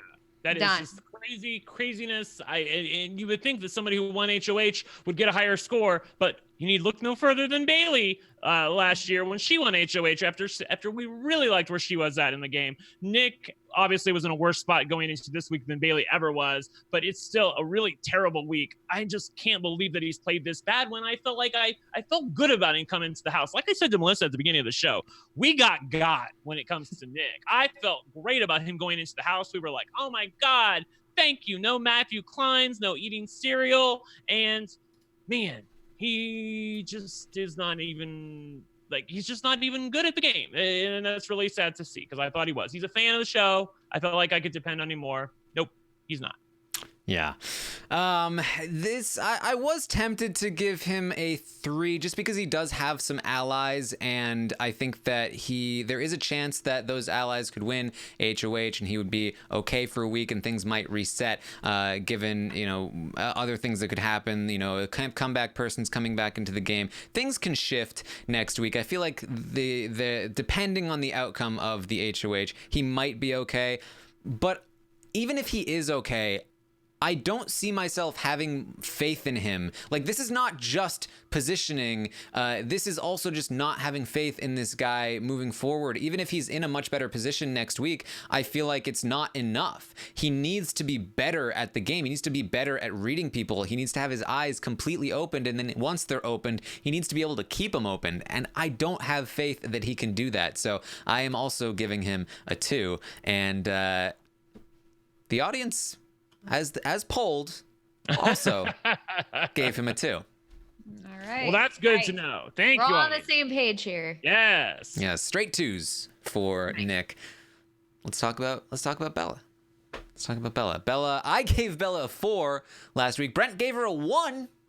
Melissa in the audience gave her 3s. I'll talk about Bella first, having been the highest on her last week. I apologize.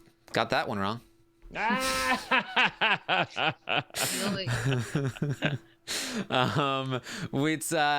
week 1 I gave Bella a 6. I've always been the highest on Bella. I had faith. I liked her. I thought she had potential. Not true. Not the case. This is also a case of just, I have even less faith in Bella than I do. I think I have a lot more faith in Nick in the game than I do Bella. I think she is one of the worst players I've seen since Mackie. So not that long, but very, very bad.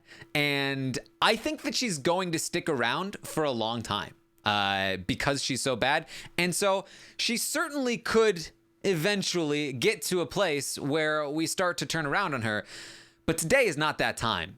And so I don't have a paddle, but I can it's a 1. It's a 1 from me.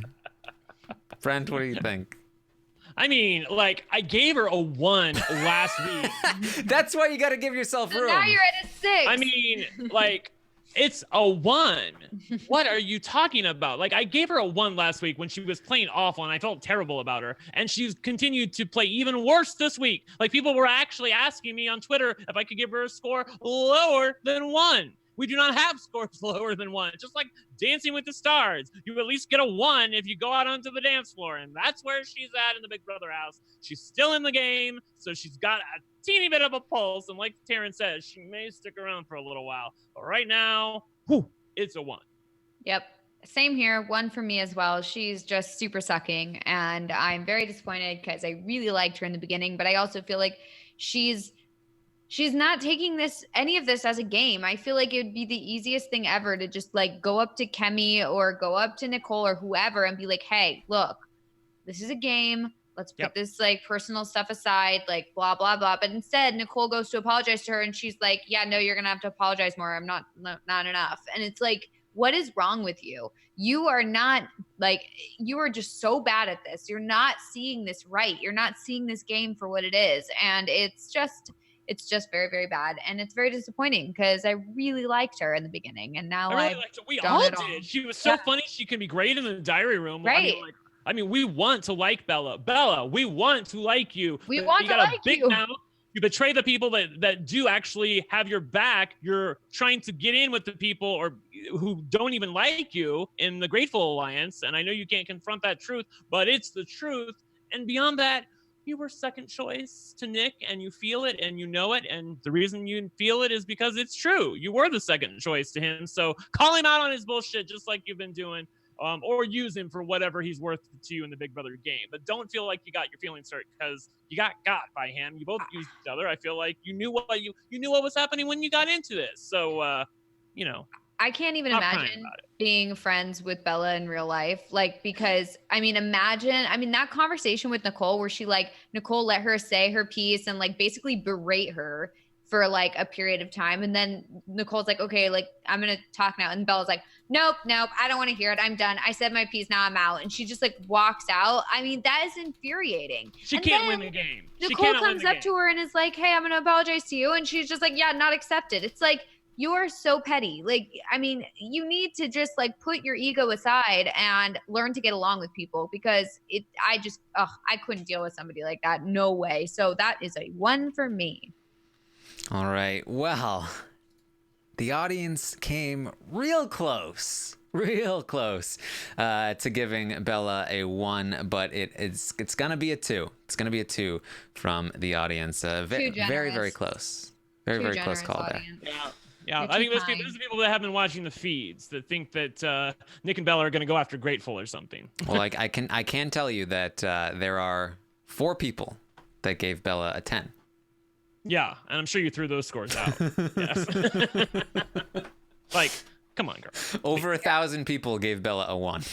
Yeah, I feel like that we should go by the plurality rules. Like, if whatever. Well, at the end of the day here, Bella is still falling to an average of 1 here. So there you go. Yeah. Cliff, let's talk about Cliff. Now, Cliff is the one I feel like I was right about the whole time. I've been lower on Cliff than everyone else. I gave Cliff a 5 last week, and this is definitely going to be falling. That Cliff is in trouble this week. It looks like he will be going home. I think it's not completely set in stone. There's definitely still been plenty of talk about things. Nicole is still doing a little too much for my liking for her safety's sake. But it does seem most likely that Cliff will be the one going home this week. So with that in mind, I think that even if he did stay, he'd probably have a lot of trouble getting his way back in, fitting back into the group, given everything that's happened. So I'm going to go down to a 3 for Cliff because it can't come back.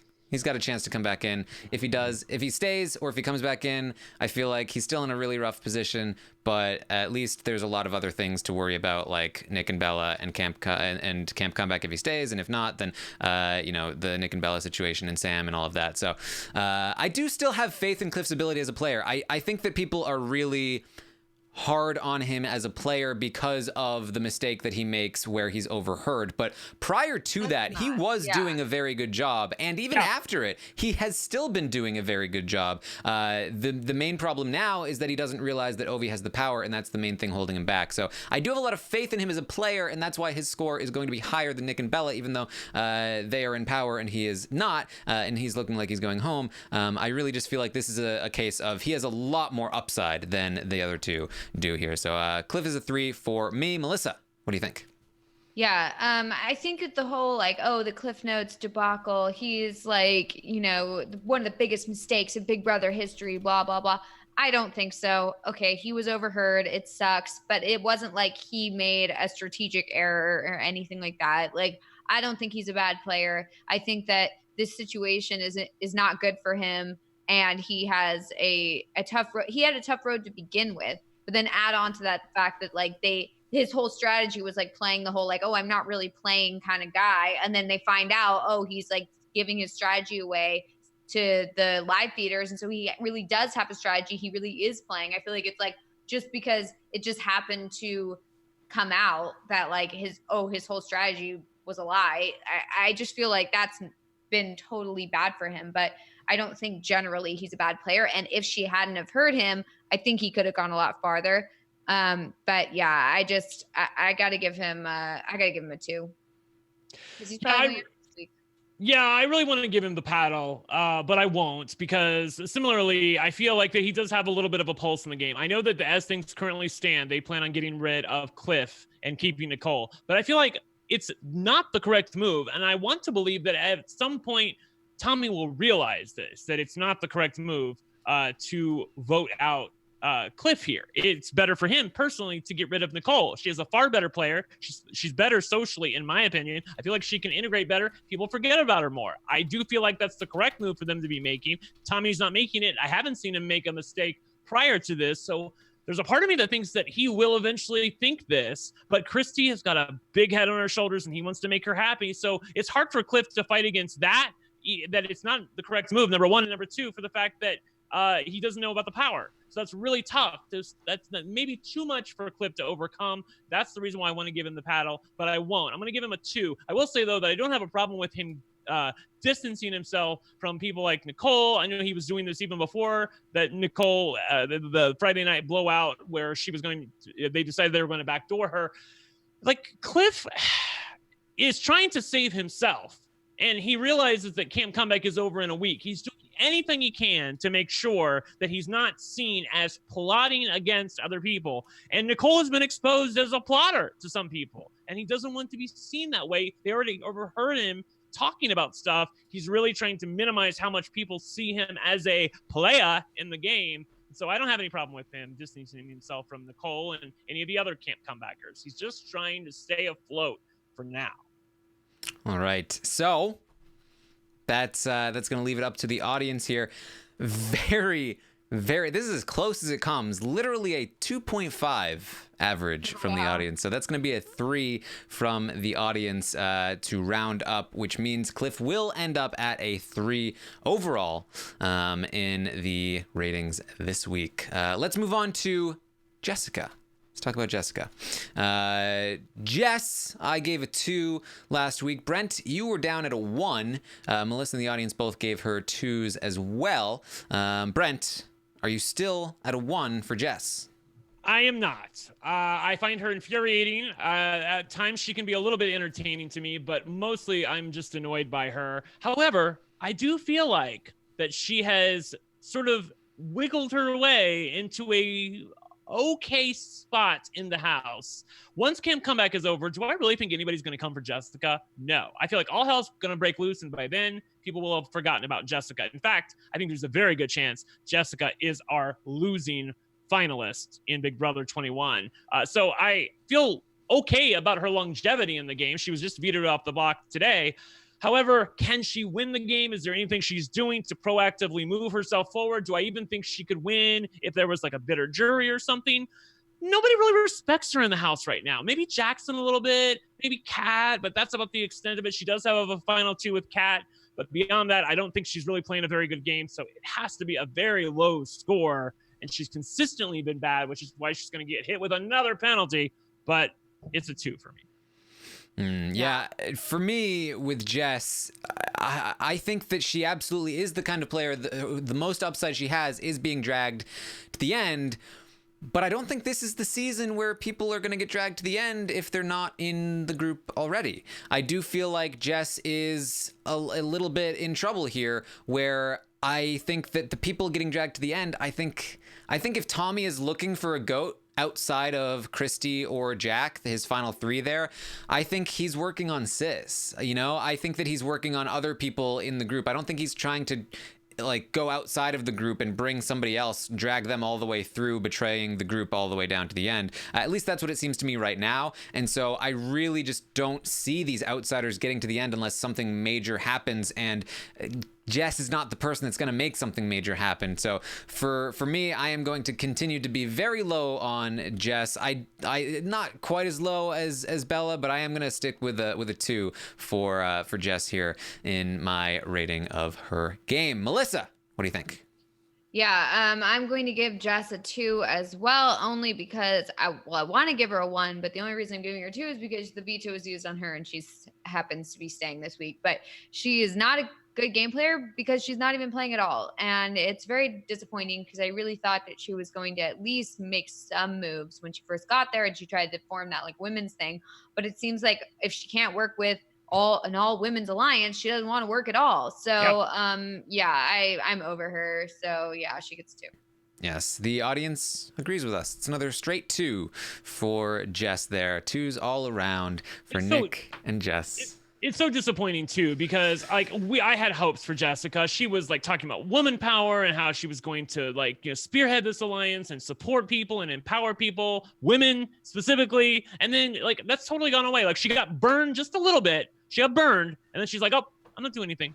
I'm not gonna do that anymore. I'm just gonna like be the, you know, troller floater person who just hides behind Jackson and I guess Kat and Holly, that side of things. It's okay, I guess, for a spot to land, but it's not very fun to watch, and she's not even fun on the feeds. Yeah, let's be clear here. Jess and Kat are the biggest obstacle to anybody doing anything against Grateful, because they are extremely necessary numbers. They're the reason why Kat in particular, the reason why Kemi couldn't stay last week. They are the reason why there's no kind of talk of gathering out the outsiders. Nicole has tried with Kat, and Kat just immediately ratted her out and took offense to being called an outsider. They are just complete roadblocks to any kind of resistance forming. Frustrating.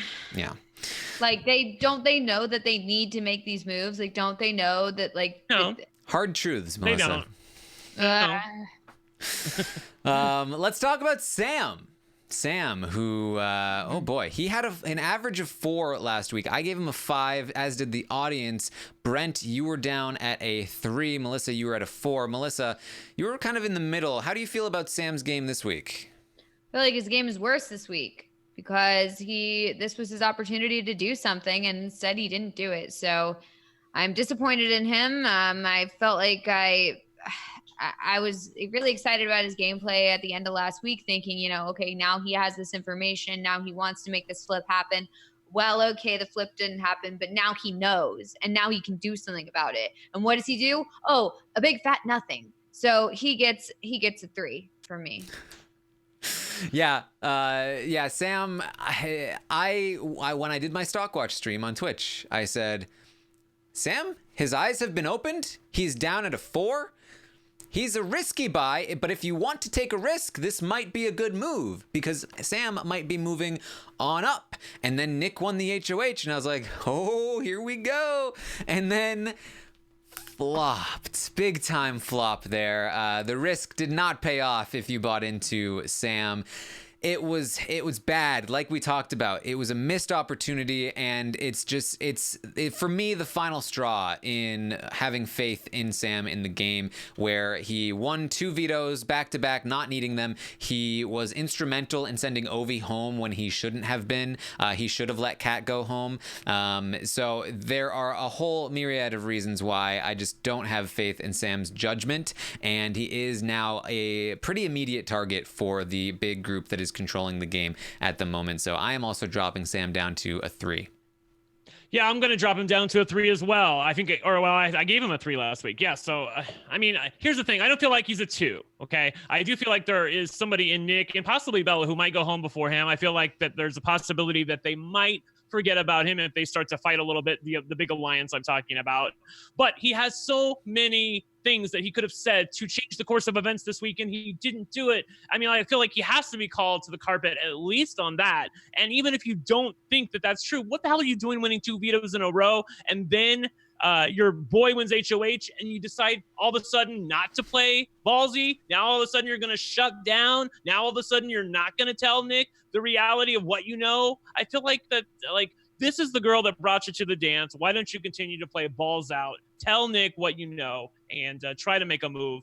Instead, he's just fallen for this. Like basically everything I've accused Ovi of, I'm going to accuse Sam of. He wants to be a cool kid, so he wants to feel like he's in the cool kids alliance now with these 9 people, and he has to know, like he's been told, they all formed without you. You're a hanger-on, dude. What the hell are you doing? In fact, as I'm talking about this, I kind of want to give him a 2, but no, I'll stick with it.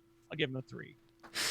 All right. The audience actually still a lot higher on Sam. Still has a lot more faith in Sam than we do. The audience stuck with their 5 from the previous week. Very high on Sam. I should have given it 2. Yeah, now I feel like I want to. Well, He's supposed to get a 4 because of the freaking audience. I believe that will probably. Yep, that's a 4. Yeah. Stated a 4. I mean, like, do we honest to God, like, okay, I'm not gonna change my vote, but like, I feel like that Sam has played worse this week than he did last week. Like, I feel like anybody with 2 eyes can see that. So what the hell? I do feel like we had our roundtable before he was going to switch the vote around, right? Or that's true. In my opinion, he went up and then back down. Like, 'cause that's what I'm thinking is like, then he went up and we were like, yeah, and then he went down. So like, I'm not changing it. Go to hell, all you No, people. I know, but change it. I could change it because Melissa's changed her vote before, but I'm not going to change it. I'll stick with it. People have asked before, why don't we give the audience more percentage power? This is why. This is why. We don't trust you guys. Yes. We got people giving Bella 10s. Yeah. They ruin it for the rest of you. 17 people gave Sam a 10. See? Yeah. See that? Well, how is he a 10? Like, He's how is not. he even like a 7? Like, call it for what it is. Like, there are people that I like personally, and there are people that I don't like. I guess they're just trolls. But if you take that, like, it's like you have to literally like open that thing up. I'm talking about Taran's survey and like fill it out. And there's other questions that are asked. Like, you have to really have some free time on your hands if you're just looking to troll us for the freaking Taran survey. Well, you know what? I bet there are at least 17 people who listed Sam as their favorite player. Are there really? And only 17. And only 17. Yes. Honestly, I bet there's probably a lot more given his position on this list. So No, he can be fun. Rob's impression of him, like, he should be thanking God for Rob Sesternino because I find Sam eminently more tolerable because Rob makes fun of him with his voice, and that gives me joy.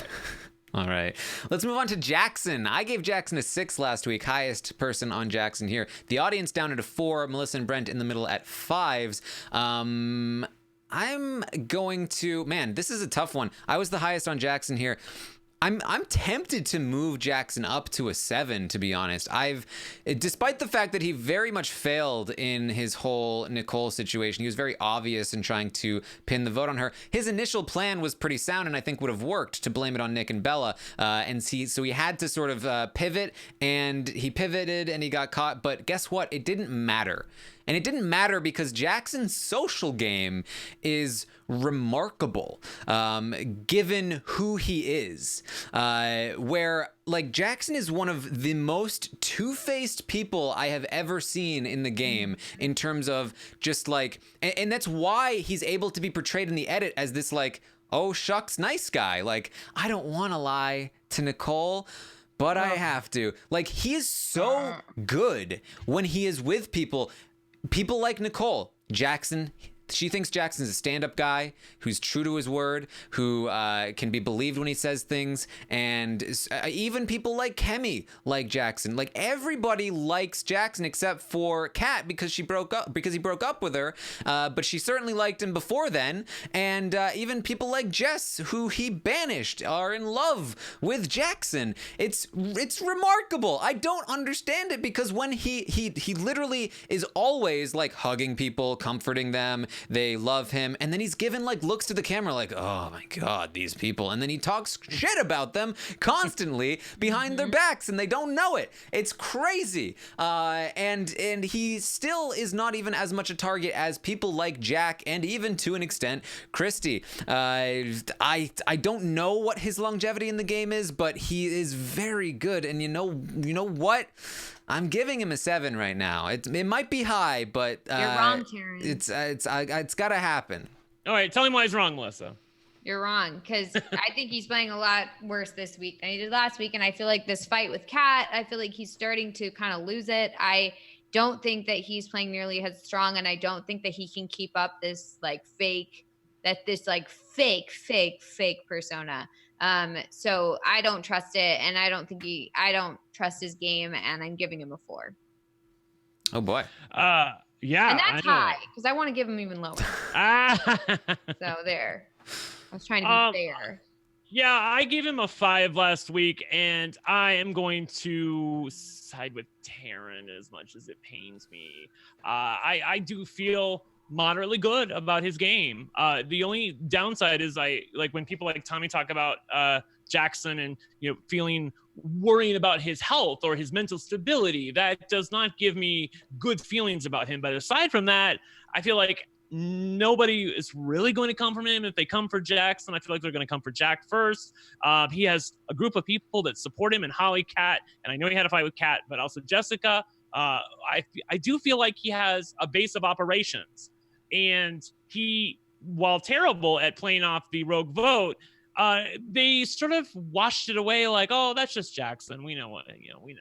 It wasn't like he was gaming or trying to get them. And I feel like, again, this is an instance where I feel like he's able to get away with it because of who he is and his accent. I do feel like there's a little bit of JT from Tocantins effect where you don't take somebody as seriously as maybe you should. And he is a two-faced player, but I love that he is, in that he can play the game better. So I know we're not liking the fact that he's two-faced and it's hard to watch on the feed sometimes, but he's playing a pretty good game. So I feel like you have to give him a fair score. For me, it's a high 6. All right, sorry, a low 6, but it's a 6. Yes, and I mean, again, like Melissa, you pointed out the blow up with Kat. Everybody in the house sided with Jackson. It was crazy, and of course we didn't see it, so we don't know. But I can't imagine that anybody would side with Jackson if they saw that, if they weren't in the house with him. It's that's my position, but the audience is with you, Melissa. The audience stuck with their 4 for Jackson. So this is a very polarizing player here. I take back what I said about the audience earlier. They're right. They're good at these things. So there you go. I think Jackson is going to stay there at a 5. Despite by the way, the movement. Oh yes, I was going to say that, to point out the 5, that even with all of the crazy scores, 7, 6, 4, 4, he's going to end up as a 5. Puya in the chat says that Jackson is in the middle of everyone's hit list, which is a pretty decent spot to be in. Gives him time to solidify social game to people's faces. Well said.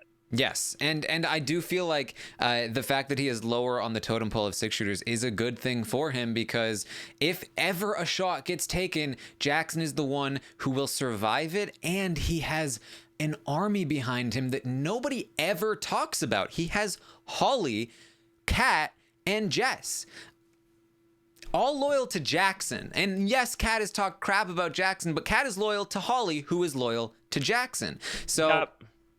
That they don't recognize how dangerous he is yet, and they probably will, but right now he looks like he's in a good position. So that's how I see it. I think he could be the winner. I think he could be too. That's why. Oh my god, I'll throw up everywhere. I'm literally just gonna throw up all over the podcast. Who are we talking about next? Are we talking about Jack? Okay. How do you throw up on a podcast? Not like when you're on the podcast, but like physically on a podcast. Are you testing me, Taran? Because I'll do it. I'll do it right now. Oh man. So let's talk about Jack. Jack, I gave him a 4. Brent was down at a 2. Melissa, you were at a 4, as was the audience. Melissa, let's start with you. How do you feel about Jack this week? Are you higher, lower, same? I don't feel good about Jack either. And that's the thing, is I don't feel good about Jack. I don't feel good about Jackson. But I think I feel better. Why did I say Jackson? But Jackson, I feel better about Jackson than I do about Jack. But I don't feel like I want to give Jack a 3. So now I'm like a little bit at a loss, but I feel like Jack is still in basically the same position he was last week, or at least in my opinion, because I do feel like he's still considered a target, but at the same time, he's not being targeted right now. So I'm just going to stick with my 4. All right. I'm gonna go up on Jackson, or on Jack, just a bit here. I think that I'm definitely lower on him than Jack than Jackson. But because I feel like he is more out in front and he is less protected and he doesn't have an army behind him. His closest allies are Tommy and Christy, who, as we know, are much more loyal to each other and also much more devious than the Holly, Kat, and Jess group that Jackson has. And so that's very dangerous. He does not have the full loyalty of Sis. Tommy has been pulling that away from him. So there are a lot of issues with Jack's game. However, in comparison to last week and in the overall situation of things, he is in a decent spot. He is in a spot where, yes, they might take a shot at him from the outside, but Christy can protect him with a Diamond Power of Veto if she so chooses in the next couple of weeks. And I do think that she probably would if in the next few weeks, because Nick and Bella and Sam and Cliff / whoever the Nicole / the Camp Comeback person will all be there, all people that she wants to take out over Jack. So I think Jack is, again, he's safe for at least a few more weeks, and the further he gets, the harder it's going to be to take him out. So I'm not as down on him as I was before. I'm going up from my 4 to 5. Melissa? Oh, I don't want to with you, Melissa. I feel like I've already talked about it. Brent, we're going to you. We want to hear you talk about Jack some more, Melissa. Yeah, I'll keep going. Are you sure you haven't changed your mind after hearing my wonderful arguments, Melissa? You're like, you don't want to reconsider here. Okay. Look, this guy is an ass. We all know it. We've seen him. His conversation with Kemi today with the water bottle in the fridge. Oh my God. So ridiculous to watch, and there's a part of me that thinks that other house guests see it, but I have to commend him on a week where he's not in power and one of his worst enemies is in power, like a guy he's really talks a lot of shit about and really wants to get rid of, and Nick. He's done a remarkable job of just sort of being quiet and not going crazy, not doing anything nuts, trying to like nudge Nick's gun in the correct direction. I'm not talking about that gun. I'm talking about the real one, the HOH, the nominating power. He's tried to get him to do what is not going to hurt Jack, along with the rest of Grateful. And everybody seems to like Jack. Look, here's the thing, in 6 shooters also, I don't like Jack, but I recognize that the house likes Jack. Many people do like Jack. I know there are people like Kemi. Obi wants to come for him.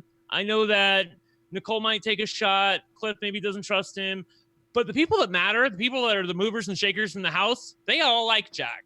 And so I feel like you have to give him credit for that. So I'm going to bump my score. I gave him a 2 last week. I was not feeling him at all. I thought there was a good chance that if Nick would have done what he was supposed to, he would have been out of the house this week. But instead, he's going to get a 4 from me. I'm going to double my score. And also, Christy was dumb enough to tell him about the Diamond Power of Veto, which does a couple things. Number one, it shows me how much she trusts Jack, even though she ended up telling everybody else. But that was the first person she told after Tommy. Second of all, Jack has another power to protect himself in the veto draw if he doesn't get picked or if somebody tries to backdoor him. And third of all, if he is eventually in the line of fire, I have to believe that Christy's going to feel guilty because now the truth's out. Like, she's told him that she has this power. If she hadn't told him, she might have been able to save it for herself. But if he's in danger in the next 2 weeks, you believe me, he's going to basically ask her to use that for him so that he can name he or whoever has the veto can name the replacement nominee. So if there's a way she can save him, he's going to make sure she does. Yes, I agree. The audience is with you two. The audience gave Jack a 4. So the audience feels similarly, Jack and Jackson. Maybe the names helped with the similarities there. But that is going to leave Jack at a 4. So no movement on Jack's score there either. Let's talk about Holly.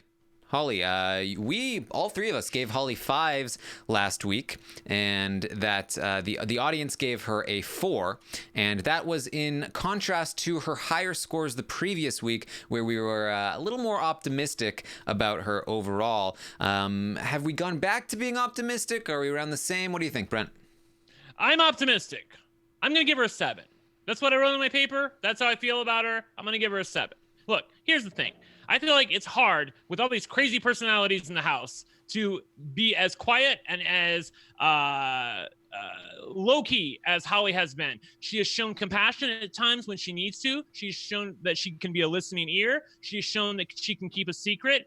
She has an ally in Kat that nobody knows about, even though she kind of exposed the fact that they know mutual people, but it's a lot deeper than that. I feel pretty good about her. I feel like she is a dark horse. That's so funny. TJ just posted the same thing in the chat, that she's a dark horse to win the game. She thinks logically about things, doesn't always come to the right conclusion. And I do feel like in some ways she's swayed by people who are better players than she is in Tommy, but I also do feel like she's not swayed by people who are worse players than her. So I feel like that you can look at Holly and go, I mean, there are things we can make fun of about her, but at the end of the day, the house also likes her as well. I don't feel like that they would come for her. She has some people in Jessica and Kat and Jackson who I do feel like on balance would side with her if given the chance. I feel like you have to start giving this woman credit. So I'm going to give her a 7. There you go. Melissa, how do you feel? I agree with Brent's points, although I don't feel absolutely confident in her abilities just yet. And so I'm not going to give her such a nice score just yet, but I am going to stick with my 5, which I think is pretty generous considering the scores that I've been giving everybody. So yeah, she gets a 5 from me. I mean, and people like the people in chat are like, 7's a little bit too high. It may be high. It may be just a touch. However, like you're rating her on a scale of 1 to 10. How did she play this week of Big Brother? I think if you're being honest with yourself, that Beth played pretty freaking good. I really do. I think I don't feel like I know enough about her game yet to fully be like, okay, yes, she's playing a good job. So that's why I'm just in the middle right now, because I don't think she's playing terribly, but I don't know for sure if she's going to be playing well once like I feel like happens. So right now she's somebody. Anything.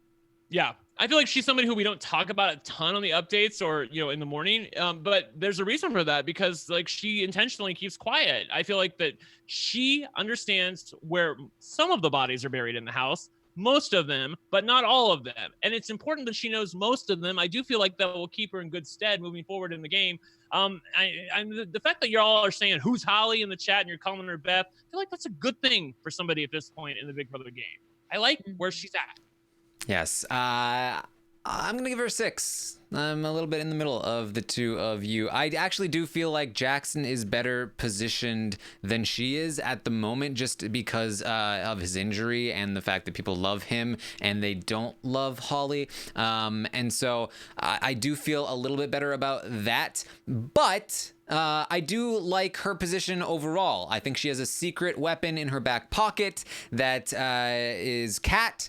I don't love that she was willing to say that she had a secret weapon in her back pocket that is Kat to Christy. It doesn't seem like Christy caught it when Holly said we have a lot of mutual friends, so on and so forth. But yeah.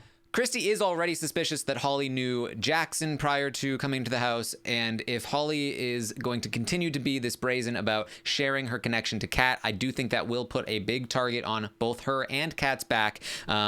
Even as it stands, just how much she advocates for Kat and protects Kat in the game is, I think, going to eventually be more detriment than benefit to her. I think right now, Kat being on her side and being completely loyal to her is a big benefit to her game, but eventually I think that might turn around. So I would probably give her a 7 if not for the exposing to other people that she knows Kat, because that tells me that she's willing to do it more in the future, and I think that's going to be very bad for her moving forward. So a 6 from me. The audience gave her a 5.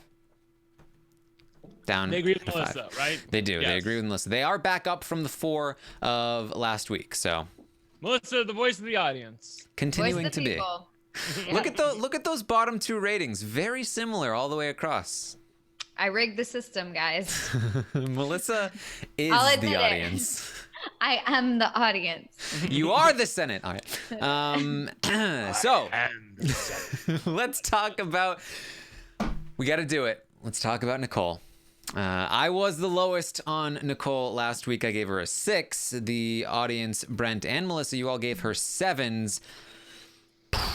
This is a rough one. I do think Nicole is in a great position to bounce back, but obviously she has fallen quite far from her previous position. I do think that if she survives the week, that she is in a good spot, because it's going to be Nick, and then it's going to be Sam, and then it's going to be Bella, then it's going to be Camp Comeback, then it's going to be Kat and Jess. She has fallen quite far on the hit list, but she's still an active player and she still might get caught again. and she still needs to survive this week. That's very important.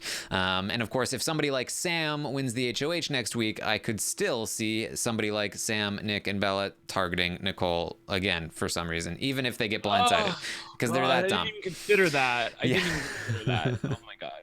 So I think this is an opportunity, maybe if you have a lot of faith in Nicole, that this week is maybe the week you want to, if you're buying things in this stock watch, that this is maybe the week you'd want to jump in on Nicole, because she's probably going to be a bit lower than you'd expect. But still, I have a lot of faith in her, and I do think she's going to stay this week. And so I'm going to take a little bit of a risk. I was at a 6 last week. I am going to go down to a 5. I'm not going to go below a 5. Her position has been tarnished, but I have more faith in her as a player than I did last week. So it's going to balance out a little bit. Maybe a 5 is a little high, but I do like Nicole. I like what I saw from her. I do think that her plan almost worked, and I think that she can make something happen if she gets in here. So I'm going to go with a 5. Brent, how are you feeling? Yeah, I don't feel as positively as you do. Here's the thing. I as I pointed out, I feel like she had a choice, and she knew she had information to refer to, like, as in, I can't trust this woman, and still decided to somehow trust Bella with information that she thought she needed to know. I am also not as positive that somebody like her will eventually fall down the hit list. I think that she is antsy enough as a Big Brother player that they will not forget about her. I also go back to my point that this is not the correct move for them to be making. She could go home this week. I mean, there is a real chance that she could go home. If not by the grace of Christie, she's going to go home. She should be going home. Tommy should want Nicole out of the game. I have always contended since we started this season, we looked at the stock watch, the 1 through 3 are the bad scores. 4 or 5 is, neutral, and 6 and above, you're doing all right. This is a bad week for Nicole. I don't want to give her a terrible score, but I have to feel like you have to give her a 3 if you're evaluating how the week went for Nicole, how she's landing after this week, and she could be landing out of the house if just a few things change. We have to leave open the possibility that she could be evicted. So it's a 3 for me. It's fair. Melissa, how do you feel? I'm gonna go down to a 5 for Nicole, because I was at a 7 for her earlier, and I do think she'll stay this week, and I do hope that if she does stay, she will be in a better position than she was this week. And I do agree that, like, the more I see Nicole play, the more I have faith that she is a good player, and so I'm hopeful that if she can, weasel herself through the next couple weeks or so, she could find herself in a good position. But, I don't know. But I definitely don't feel as good about her as I did last week in terms of her position. So. Well, turns out Melissa nailed it again. The audience agrees with the 5 rating. So it's actually going to be 3 5s and a 3 for Nicole this week. It's a strong 5, too, for Nicole. So there you go. That's going to... Just to stop real quick, not that I'm like, I don't have any Nicole stocks, so I'm not like fighting for something here, but like, I feel like if we're being honest about Nicole, it's not a 5. I mean, I really, she gave her a 7 last week, and you're coming down, so that's why you gave her the score you did. Taran, I've heard your explanation for that, but like, it was a bad week for her. I don't think the week could have gone worse, and she's like a sliver of away from going home, and the votes still might change. I don't understand how we're at a 5. Like, I mean, again, for me, it's like position wise, I would put her at a 3 probably, but in terms of what she's capable of and what she was able to do this week and where she's positioned to go if she survives, that's what bumps her up to a 5 for me, because she's unlike some other people that are on the block and might go home, like Cliff, where he's on the block, will probably go home. I gave him a 3, and I think that even if he stays, he has a bit of a hill to climb, whereas I think Nicole is a lot more likely to stay than Cliff, and if she does stay, I think she's pretty well positioned moving forward, and I have faith in her abilities. So that's my explanation, at least. I do feel like that her ill-timed telling of Bella and Nick about the reality of what was happening was just such a terrible move that it does call into question at least some of her potential gameplay, at least from my perspective.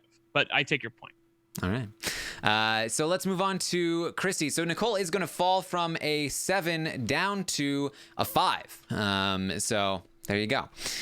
Christie, Christy last week was at a 5. We got 5s from Brent, Melissa, and the audience, and I gave her a 6. And Christy is an interesting one to talk about today because I started the day, I made the survey, and I was fully prepared. I was like, here we go. Christy, she's getting an 8 from me. She's getting an 8. She's the most influential player in the house. She's running everything. And she won the Diamond Power of Veto. This is nuts. She's unstoppable. Only bested by Tommy. She's the second best player in the house. What can you do? I've got to show respect for Christy. And then the day progressed, and I remembered, right, that's why I thought Tommy was so much better than Christy. I forgot how she was like in week 1. She reminded me of that today because she completely, as we described, freaked out and unnecessarily told half the house about her power. She should have gotten herself nominated with this freak out if Nick wasn't such an idiot at times.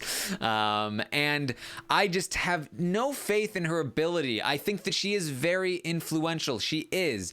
And I think Tommy is using that to the best effect that he can. But she just does not have a good sense of how to play the game. She just doesn't.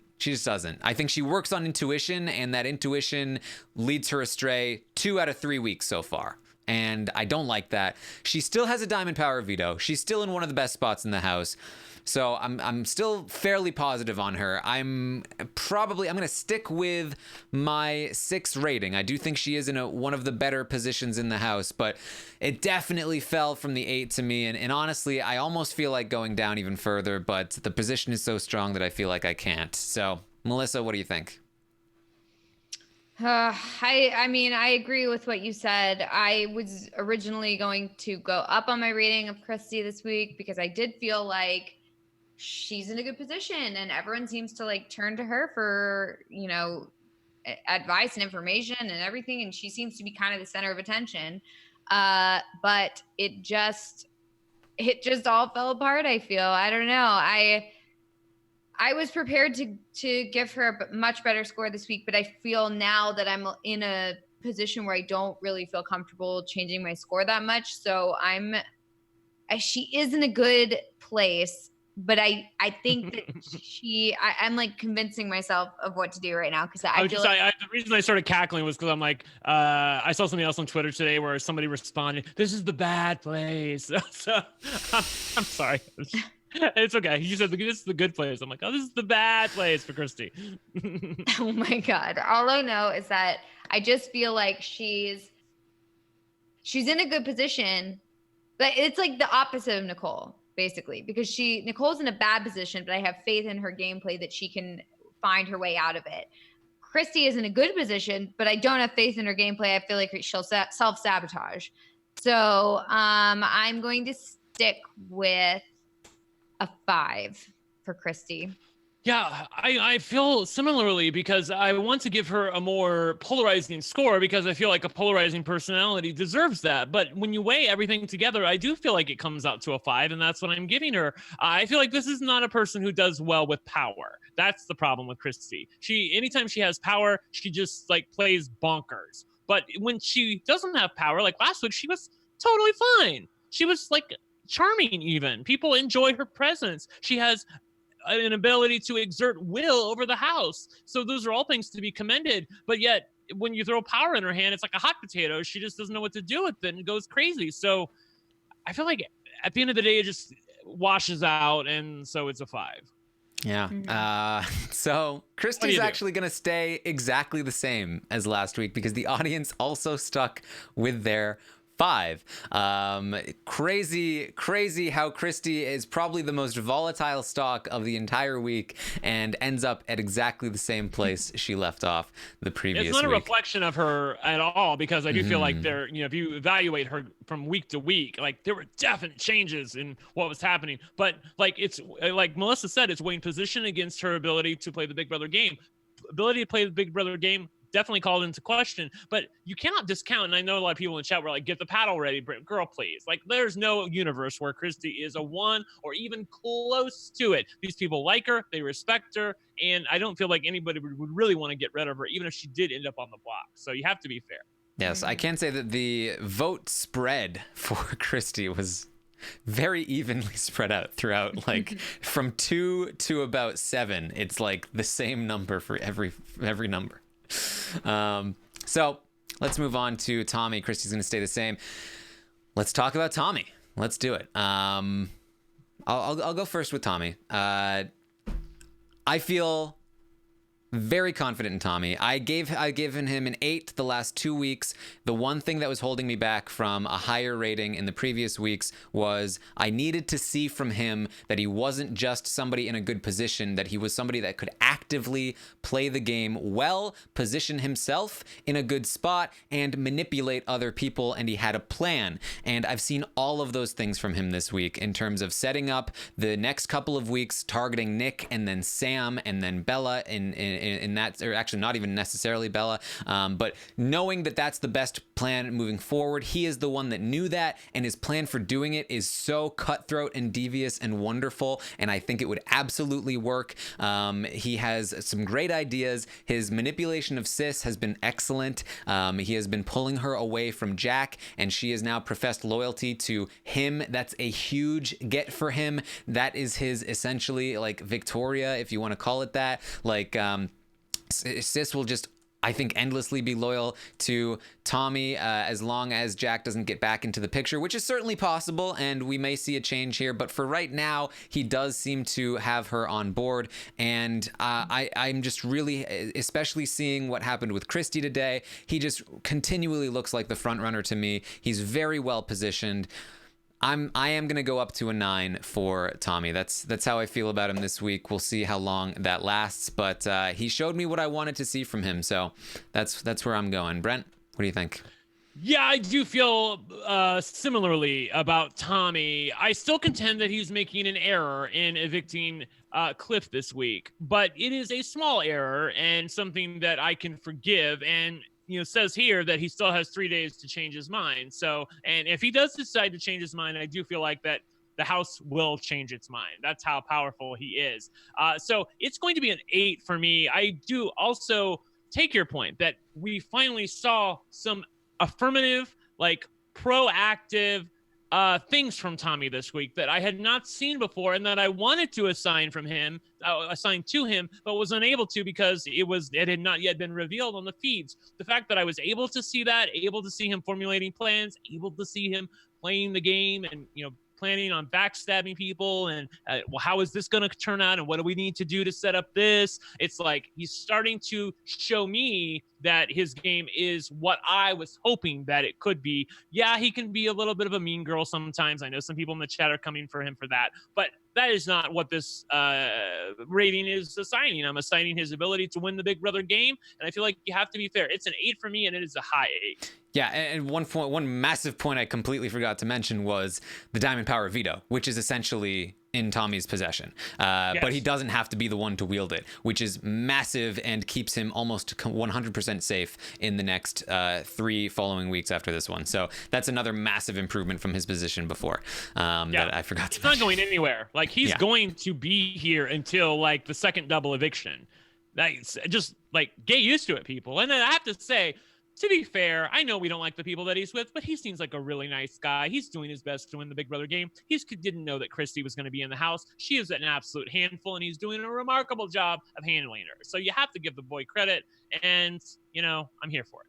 Yes, and I will say, I do think that when it comes time to judge Tommy's game at the end of the season, if Tommy wins this thing or whatever, there is going to be a little bit of an asterisk, in the same way that a big twist might put an asterisk, or being a sole vet in a House of Newbies would put an asterisk, because he does have a massive advantage knowing Christy ahead of time. But that doesn't change the fact that we can only grade what we see, and what I'm seeing right now is what I'm seeing. So, Melissa, what do you think? Yeah, I'm going to keep my score of Tommy the same at an 8. I think that he's doing a good job. I think that the fact that all the house guests are like using him as their mediator in every conversation, like, first of all, I hate it. Second of all, he's a terrible mediator if that's what he's actually trying to do. But the fact that they keep trying to bring him into these conversations is a good sign for Tommy. I will say that I hate this whole thing about like, oh, well, I can't have a conversation with you alone. I need to have someone else in the room to like verify what you're saying. It's so condescending. It's so awful. I hate it so much. But the fact that they're always having Tommy be the one to come in, I mean, he's going to get all this information. He's going to be privy to every single conversation that goes on.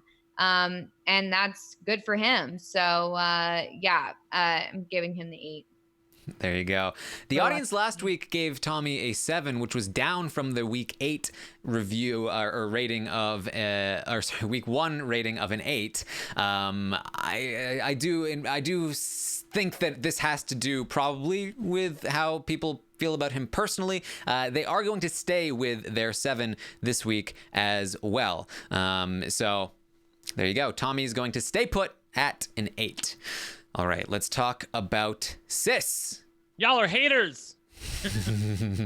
But at least I think he'll come up. And I don't think 7 is unfair. Even though I'm a high 8 on him, I feel like,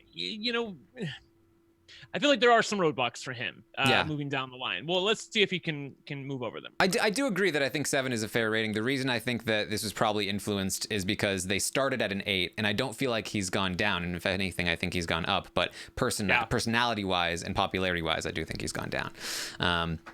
So let's talk about Sis. We were all pretty low on Sis last week, gave her 3s and 2s. Melissa, you were the lowest on her at a 2. Mm-hmm. How do you feel about her now? Sis gets a 1 because she is absolutely awful. She's terrible. She's just so bad. She just like doesn't even care about the game. She just like wants to like be with guys or whatever she's doing. And she's like not even a nice person. So I give her a 1. Brent, how do you feel about that? Just said, F you to all the people that listen to Taran as buying Sis as a possibility. I do not feel the same way. Look, this is a young woman. She is just beginning life. She does some stupid things. She has her priorities all mixed up. But I do feel like that, and finally, she decides to get her hair in a knot about things that seem to infuriate me. So that all pisses me off, but I don't feel like anybody's going to get rid of her. She's positionally pretty good in the house. She's now like moved over to the Tommy side of things and gotten away from the Jack side of things. So I don't feel like she would end up on the block if Jack was nominated. I feel like it would be something more like Jack and Jackson. So the fact that Tommy is going to try to quote unquote help her a little bit leads me to think that she will be around for a little while and is playing an okay game. I feel like you have to be fair here and give her a 4. It's not an amazing score, but on balance, I feel like she's played. Look, the Big Brother game is what the Big Brother game is. This is what the Big Brother game is. These freaking people in this freaking house. And as far as that stands, she's playing okay. I feel like it has to be a 4. Yeah, I'm with you. I'm with you, Brent. I do think that for me, she has gone up to a 4. She, for me, is that person that I have zero faith in the game, but I do think she might be dragged along for quite a while. And because of that, I think that just naturally she is going to hop up a couple of steps. If she does get dragged down to the final 2 as a GOAT, we could see a better jury situation. So I think that for me, this is the highest rating somebody that I don't have any faith in the game can get. It's a 4. It's their optimally positioned. She's in the big alliance. She's safe. She's not going to be targeted. And she has multiple strong players who want to take her very, very far in the game. So that's why I have her there at a 4. Before you give the audience score, I just have to give credit. Like, this actually made me laugh out loud. JY in the chat said, when Sis wins HOH, who wants to see my HOH shower? Girl! Oh, I don't know how much you've seen of this, Brent, but there's been rumors of some rashes that have been spreading around. I have heard this. Yeah. There's someone who has experience with that back in the day. It's not fun. We'll keep track of it, but could this Yes. be the first instance of some unfortunate things spreading in the house? It could be. That would be. I think, don't they test them before they come in? Like, I think they do. I would imagine so. So, you know, It again, doesn't seem people. like they test them for anything before going in the house. Not a psyche Apparently, foul, yeah, not that's- anything. Apparently, not like checking, you know, past domestic violence, whatever records. I don't even know. I will No say one people checks anything. people tend to get very excited about things, and they tend to like to go to the most extreme example. So you know, I wouldn't necessarily say this is a definite thing, but the rumors are out there, and you know, who knows. So the audience gave Sis a 3. They stuck with their 3 from last week, which I believe will just keep her there at a 3. No movement on Sis. Finally, last person left in the game to talk about. Let's talk about Kat. Kat, Melissa, you were the highest on Kat last week at a 4. How do you feel about her this week? Wait, before you give your score, I want to point out that Taran, when we get to your score, some people wrote to me on Twitter about I got DMs from people who I've never even heard from before. That they went to my other box, you know, like the box where you're not even friends with these people and I've never talked with them, about your score last week, giving Kat a 2, which no other updater had apparently given her, and I think I gave her a 4. Basically, people were saying that you were maybe giving her a bad score, and to move the stopwatch your way, which is your prerogative. But I would like to find out if there's any truth to that eventually. Melissa, what did you give to Well, Kat? let me say here that is obviously false. And I will say, I think I know at least one of the people that you're talking about. Yes. And I heard from him first. And yes, and there was, I think, at least one other person. There were a few people that bought Cat shares, and they really just went all in, and they were upset that it did not pay off. So Conspiring bitches. there was nobody that did not buy Cat shares that seemed overly upset about the situation.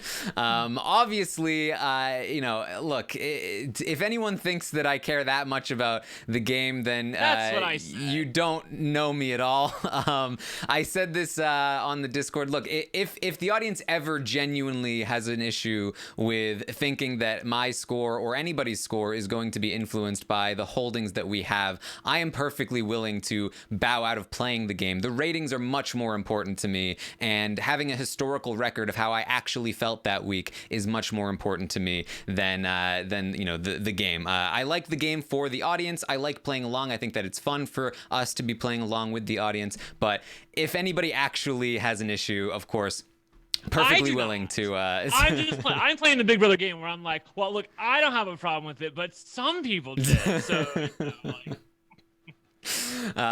So that's what I'll say about that. And Melissa, we'll now start with you. How do you feel about Kat this week? I feel about the same. I feel like she won the veto, which shows that she can compete, which is good. But at the same time, usually you win the veto and then people see you as a threat, but she's made it so that people don't really see her as a threat at all. So, I mean, she's been wearing the veto around her neck, like ever since she won it, and like tanning it into her body. And everyone just thinks it's a big funny joke. They're not like, this girl, she's really competitive. Look at her. She's going to win the next veto. She really wants it. They just are like, oh, look at this girl. She's ridiculous. So I think that bodes well for her moving forward in the game, because it shows that she can compete, but that people just don't seem to care. So I'm just going to keep her at a 4 for now. All right.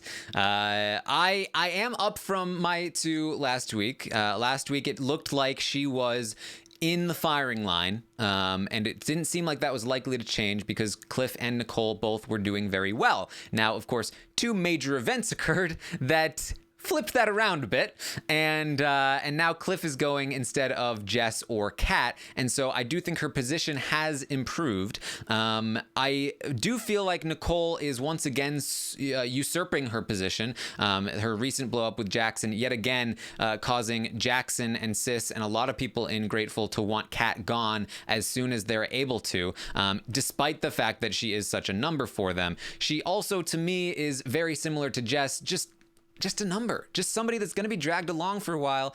And I just don't see the path for her to get to the end. She is one of the people who, again, her biggest upside, I have no faith in her like strategic ability. Her major upside is being dragged along as a goat, but nobody's willing to do that. Nobody's looking at her as a goat. She's not entrenched in the alliance. She is not nearly in as good a position as Sis, who I gave a 4. So I am higher on her than previously, but I am going to be down at a 3 for Kat for this week. And I'll also say, personally, she's really making me annoyed with her hatred of Kemi because...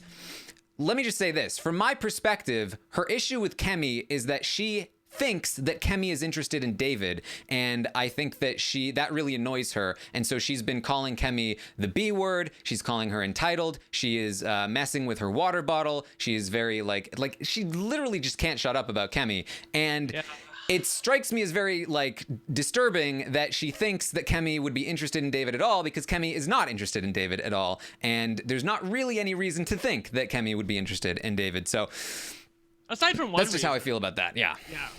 I mean, obviously I'm making fun of that one reason. Don't come for me, people. Yes. Look, I have to say that I know that Kat can be trying at times. This is the one girl that I knew was going to be on the show before the season started. I know y'all know that I've said that before, but my point is that she told me that Kat can be really catty. Like, can be really fake. And if I was going to bet on somebody to go the distance in the game, it was not going to be Kat. It's going to be Holly. Holly is the person you need to watch out for, and I feel like that's reflected in our scores. However, I do feel moderately good about her position in the game. There are people who she trusts in the game who I feel like do have her back to an extent. She has multiple final 2s with Holly and with Jessica, and even a little bit with Jackson, although I don't know how fluid that's going to be after the fight today. Or it was today or yesterday, whatever. The fight with Jackson. So I feel like that has to weigh positively for her. And the fact that she says openly crazy things like, I'm just here for fame, just here for followers, letting people know that. I do feel like that does two things. It keeps her safe because no one takes her seriously as a game player. And I don't think that, I'm not going to give her strategic credit in that she's doing that on purpose, but I also can't be totally sure that that's not what's happening, that she might be leaning into the curve a little bit by drawing attention to the fact that that's why she's there. I mean, if I was in the Big Brother house, I would probably lean into the curve of, I'm just a crazy bitch, a mouthy and feisty. I would try to lean into that so people wouldn't pay as much attention to me. I want to believe that she's doing it on purpose, but there's no evidence that she is. So overall, I'm going to give her a 4. All right. So it comes down to the audience here. The audience gave her a 4 last week. This week, they actually were a little bit lower on Kat. I don't know if maybe her popularity was influenced. I feel like this is a strange thing too. Yeah, that could definitely be part of it. For me, I do feel like, I think she is a 3, but I feel like the movement down, maybe not exactly the most correct thing in the world, but the audience went with a 3. It was a very close 3, but it was in fact a 3 for Kat there. So that is going to leave Kat at a 4 overall. So Kat will move up from a 3 to a 4. Now let's quickly move through the evicted house guests here. Let's see. We gave Kemi a 3 last week. I gave her a 2. I'm going to stay at a 2 for Kemi. I love Kemi. I do. She's been talking a lot about being ready to go home, being ready to see her friends. She's going to compete in the competition, but there's not a lot of fire left in her. So they all hate her in the house. And it's not deserved, but there's not a lot of footing there. So I'm staying with my 2. Yeah, I'm going to give her an even worse score. It's a 1. Sorry, Kemi. I love you, girl. But I'm with Taran. Like, the fight's gone. I do empathize with her. It must be so... Look, I've said this before. if I was like one of one or two white people in a house full of people of color, I don't feel like I would fit in very well. I feel like I would probably feel a little bit uncomfortable, and they'd probably want to send me home because of it. So it must be really, really hard for her to play the Big Brother game when they line up a cast like this. But as things stand, I feel like you have to call into question her game, her social ability, and I do feel like that there are things that give me joy about Kemi. Her impression of Jessica was so hilarious, and I do feel like Nicole probably did her a solid, but also denied me a little bit more of my joy watching Kemi make fun of Jessica and how she acts, because she was spot on about it. Nicole was like the Jiminy Cricket going, Kemi, or Kemi, don't do that. I would have rather seen a little bit more of that, because I like that part of Kemi. I like the fiery part of her. I feel like she needs that if she wants to succeed in the Big Brother game. But her saying that she wants to go home, although I empathize with her, I'm like, girl, home will still be there 3 months from now. Stay and fight. We want you to fight. Yeah, Yes. I'm going to give Kemi a 2. Unfortunately, I really love her. Like, I absolutely love her. I think she's so smart, and I just wish she had a better shake in this game. I wish she had a better chance. Because I don't feel like she was given a fair shake. But and neither did the edit as well. I feel like overall, they've not given Kemi what she needed. Yeah, like Kat saying that Kemi is going to be hated by America. Like, I really want that to be extremely wrong, and I hate that it's not. Yeah, that's the I mean, well, by the Big Brother community, who are not the casuals, we all love Kemi. So hopefully she'll get to see that. But I should ask my mom about Kemi, because my mom's like a total casual. I just got her into Big Brother last year. Big Brother 20 was the first season that she ever watched, but I haven't really talked with her that much about this season. I should really talk to my mom and find out how she feels about Kemi, because I feel like my mom would be my mom voted for the president. So I'm trying. I feel like my mom would be a good person to ask, like, how do you feel about her? I'm just wondering how you feel about her. Like, I just texted my mom to see if she okay. Yeah. See, yeah, I would too. I feel like my mom's. I want to know. Yeah. But and so it's super unfortunate, because I do feel like Kemi has a good head for the game, but I think the problem is that at this point, even if she were to come back in, I don't think anyone would be willing to work with her. I don't think there'd be any in. My mom says she likes her. She likes her. Yeah. Good. She likes her. She's texting more, but that was the first thing. So at least we know that there are some casuals out there who are watching who like them. So I will also, she might be influenced by us though, because she does listen to some of our podcasts, and so maybe she hears that. Yes. Melissa, she said she didn't like her initial interview, but on the show, I am rooting for her. Bill Hall in the chat says that this could be a new segment for us, Casual Mom Corner. Casual Mom Corner. I like it. Yes. I will say, on the recap last night, I said that, David and Cliff have already passed their auditions for live feed updates. After I heard Kemi's impression of Jess, she has officially also passed the audition phase. So she is very welcome. I hope they all come on. I love all them. Yes. All of them. Seriously, it's the worst possible boot order. All of the best people went first. It's annoying. Yep. I know. It really is the worst. It's the worst possible boot order. Like, all the people who I like and care about are all leaving. And that's part of the reason why I'm so bummed out, is because I just feel like, okay, now we're being left with the dregs, the people that no one wants to see, and the people that suck. And I'd much prefer to watch, if we could have it just reversed and see the people that we really like, duke it out in the end. But by the way, I will say that my rating of Jackson is couched in the fact that he has not been a have-not yet. And once Cam's comeback ends, I do think that there are going to be have-nots. And I am praying to all that is good and holy that he is a have-not before he leaves the Big Brother house. I need it to happen. I've never seen somebody eat more, snack more, just binge more than Jackson. It needs to happen yesterday. Also, I will say, just back to the boot order thing, is that I haven't had a single person leave yet who I've been happy about them leaving. Oh yeah. There hasn't been one good. Of course. Yet. Yeah, that's why Taran said on the morning update that when Bobby asked him, who would you rather see come back into the game of the camp comeback people, he was like, all of them. Yeah. We all feel that way. Totally.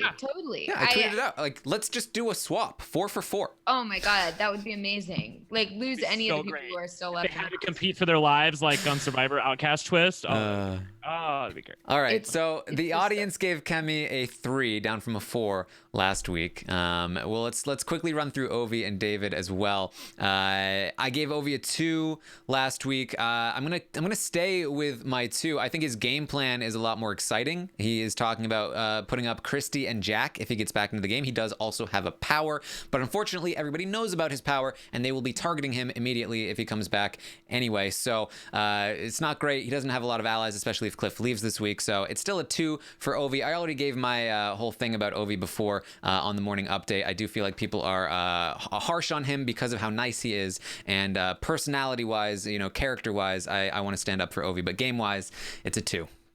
Melissa? Yeah, same. Yeah.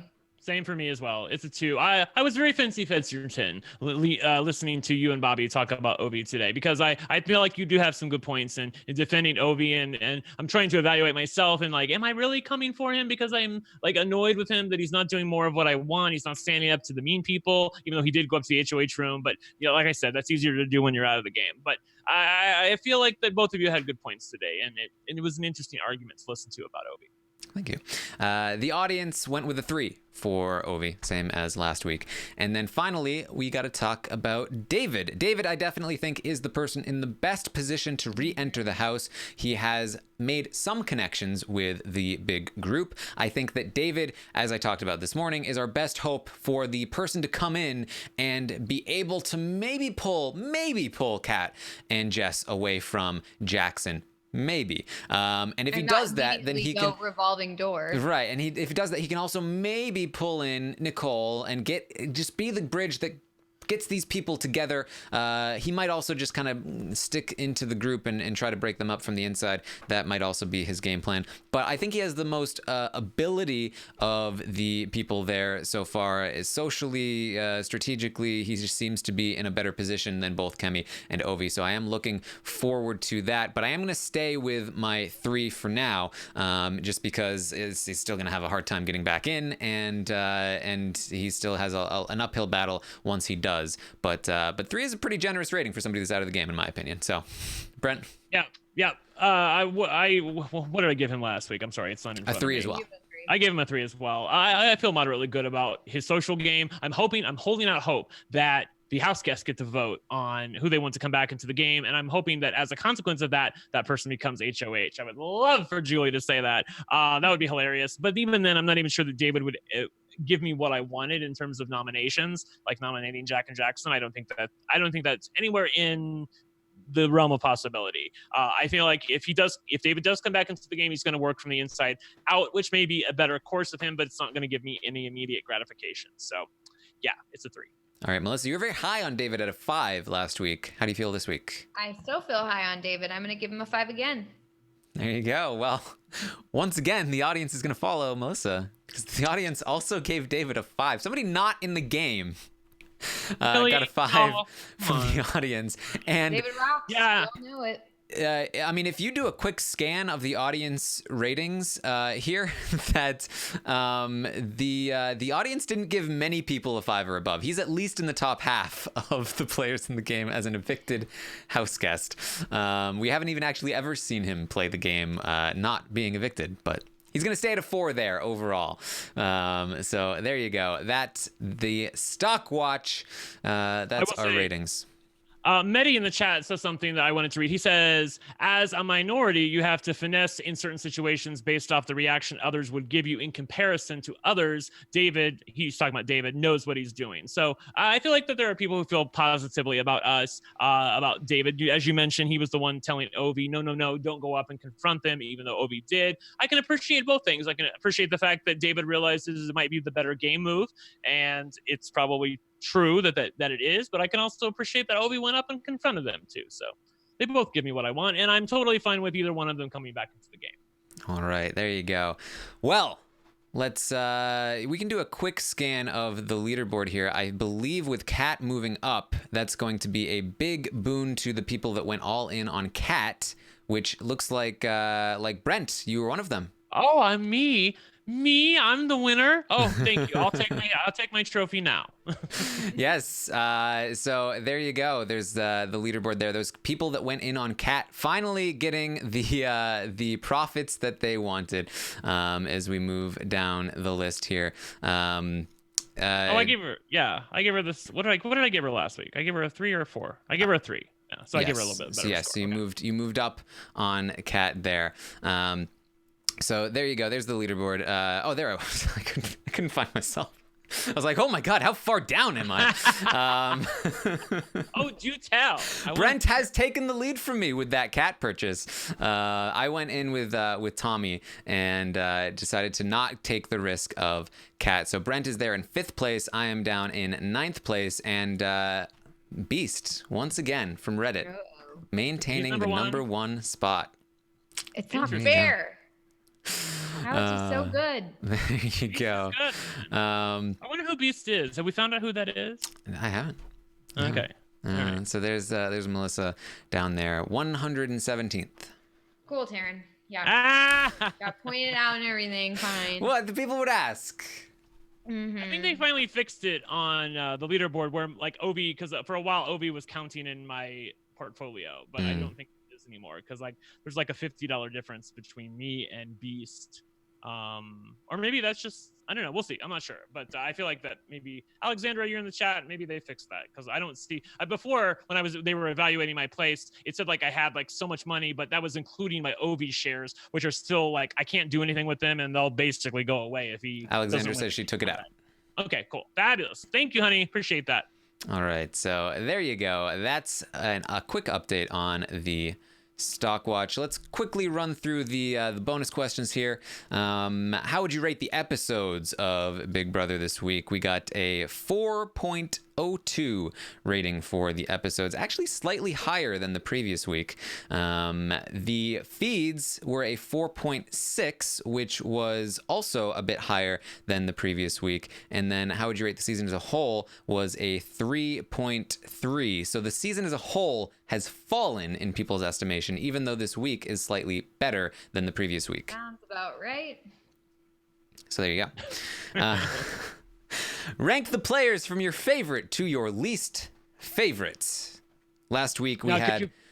Go ahead. Yes. I was just going to ask, are the evicted house guests available? Say, everyone evicted. Everyone is available for rating here, or ranking, I should say.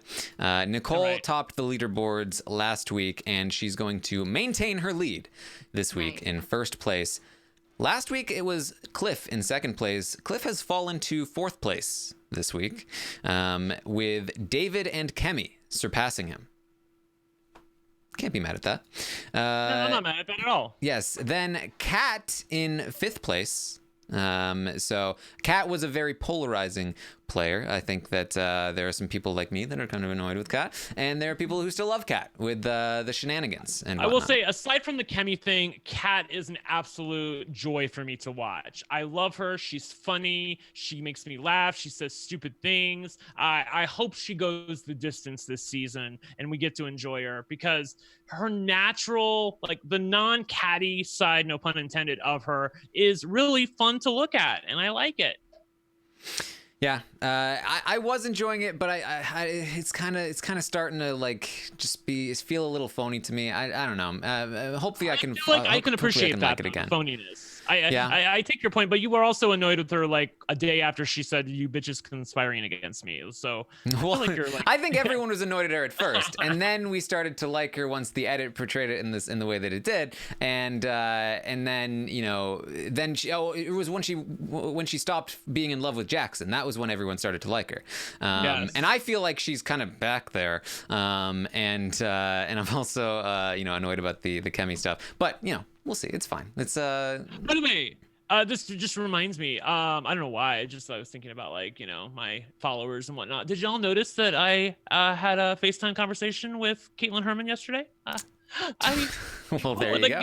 Is this real life? I just want to say, is this real life that I am now having a FaceTime conversation with somebody that I covered all last season on Big Brother? She's absolutely fabulous, and I love her. I'm so glad that she's part of our community now.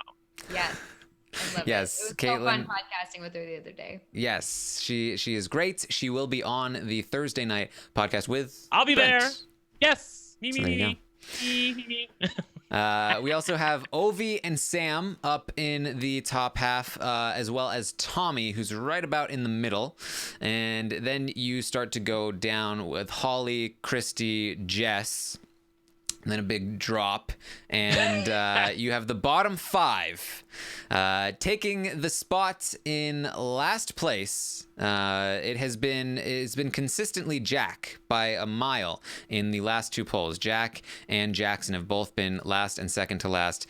However, somebody has usurped their position, I think. I was gonna say, he's been pretty quiet this week. Aside from this little blow up thingy with the water bottle and the refrigerator and Kemi today, he's been pretty quiet. I feel like that it's hard to hate him. Like, I can only have so much hate to direct at who I need to direct it at. So I'm really more hating Nick and Bella this week more than anything. Yeah, so Bella has taken the last place position from Jack.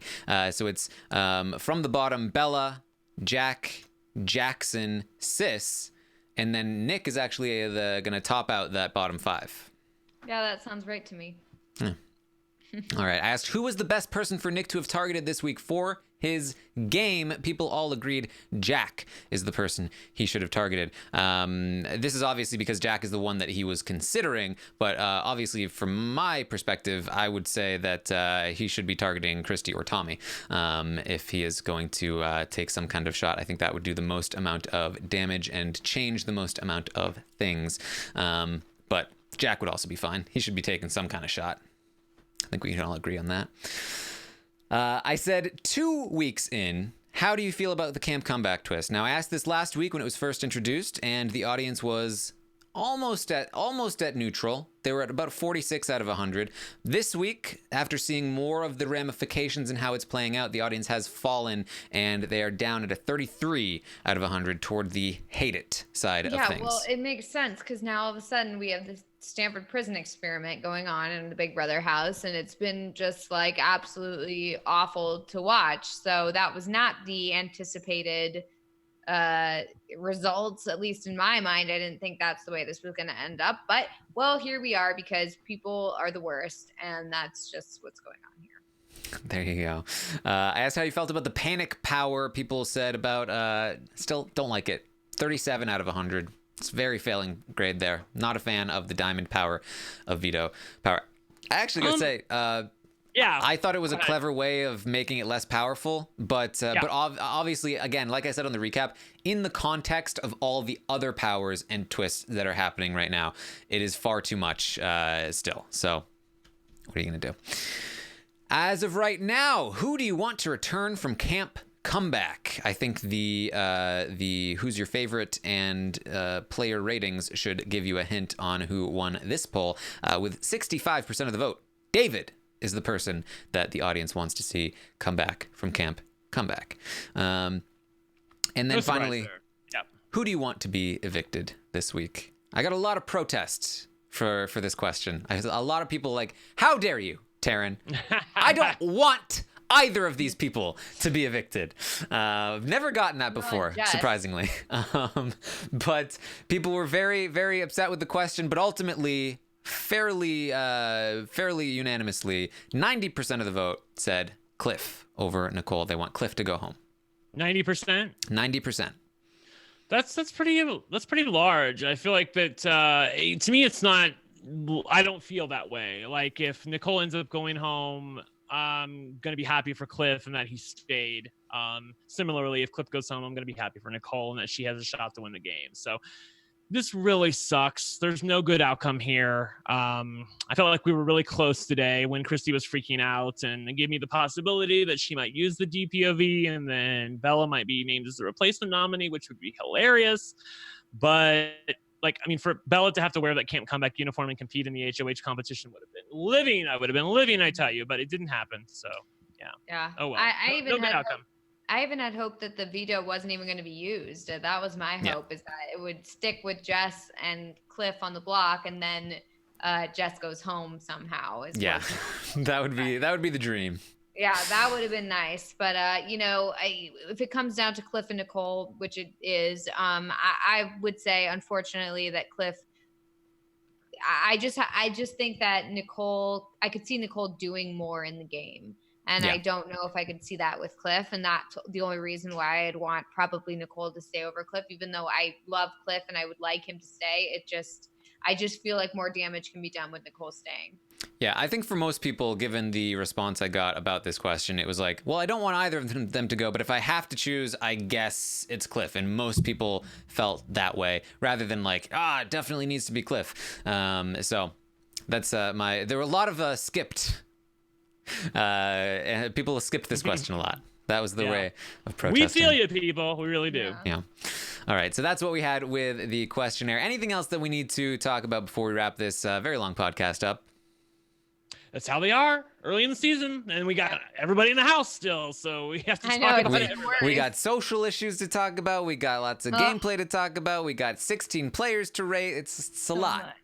Like next week, we're going to have 13 people in the house. That's going to be a definite change, and I do feel like that things will really open up, especially without Camp Comeback in play. I feel like people will feel free to play a little harder. That's a good thing on reality shows, to have a finality to things where people are gone and you don't have to worry about them anymore when you're trying to evict them. That's always good to have them forever out of the game. Mm-hmm. Not a good thing to do anything different. Okay. All right. Well, thank you guys for joining us. I will be back tomorrow morning at 11 a.m. Eastern to update you on everything that happens today and or tonight on the Big Brother 21 live feeds. And then Wednesday night, I will be hosting with, and Melissa will be joining me, and we will be recapping the Wednesday night episode where Caitlin will be hosting the veto. Not the podcast, the veto.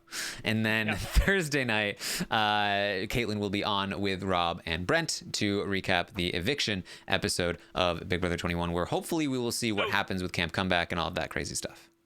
Is it just you and Melissa on Wednesday?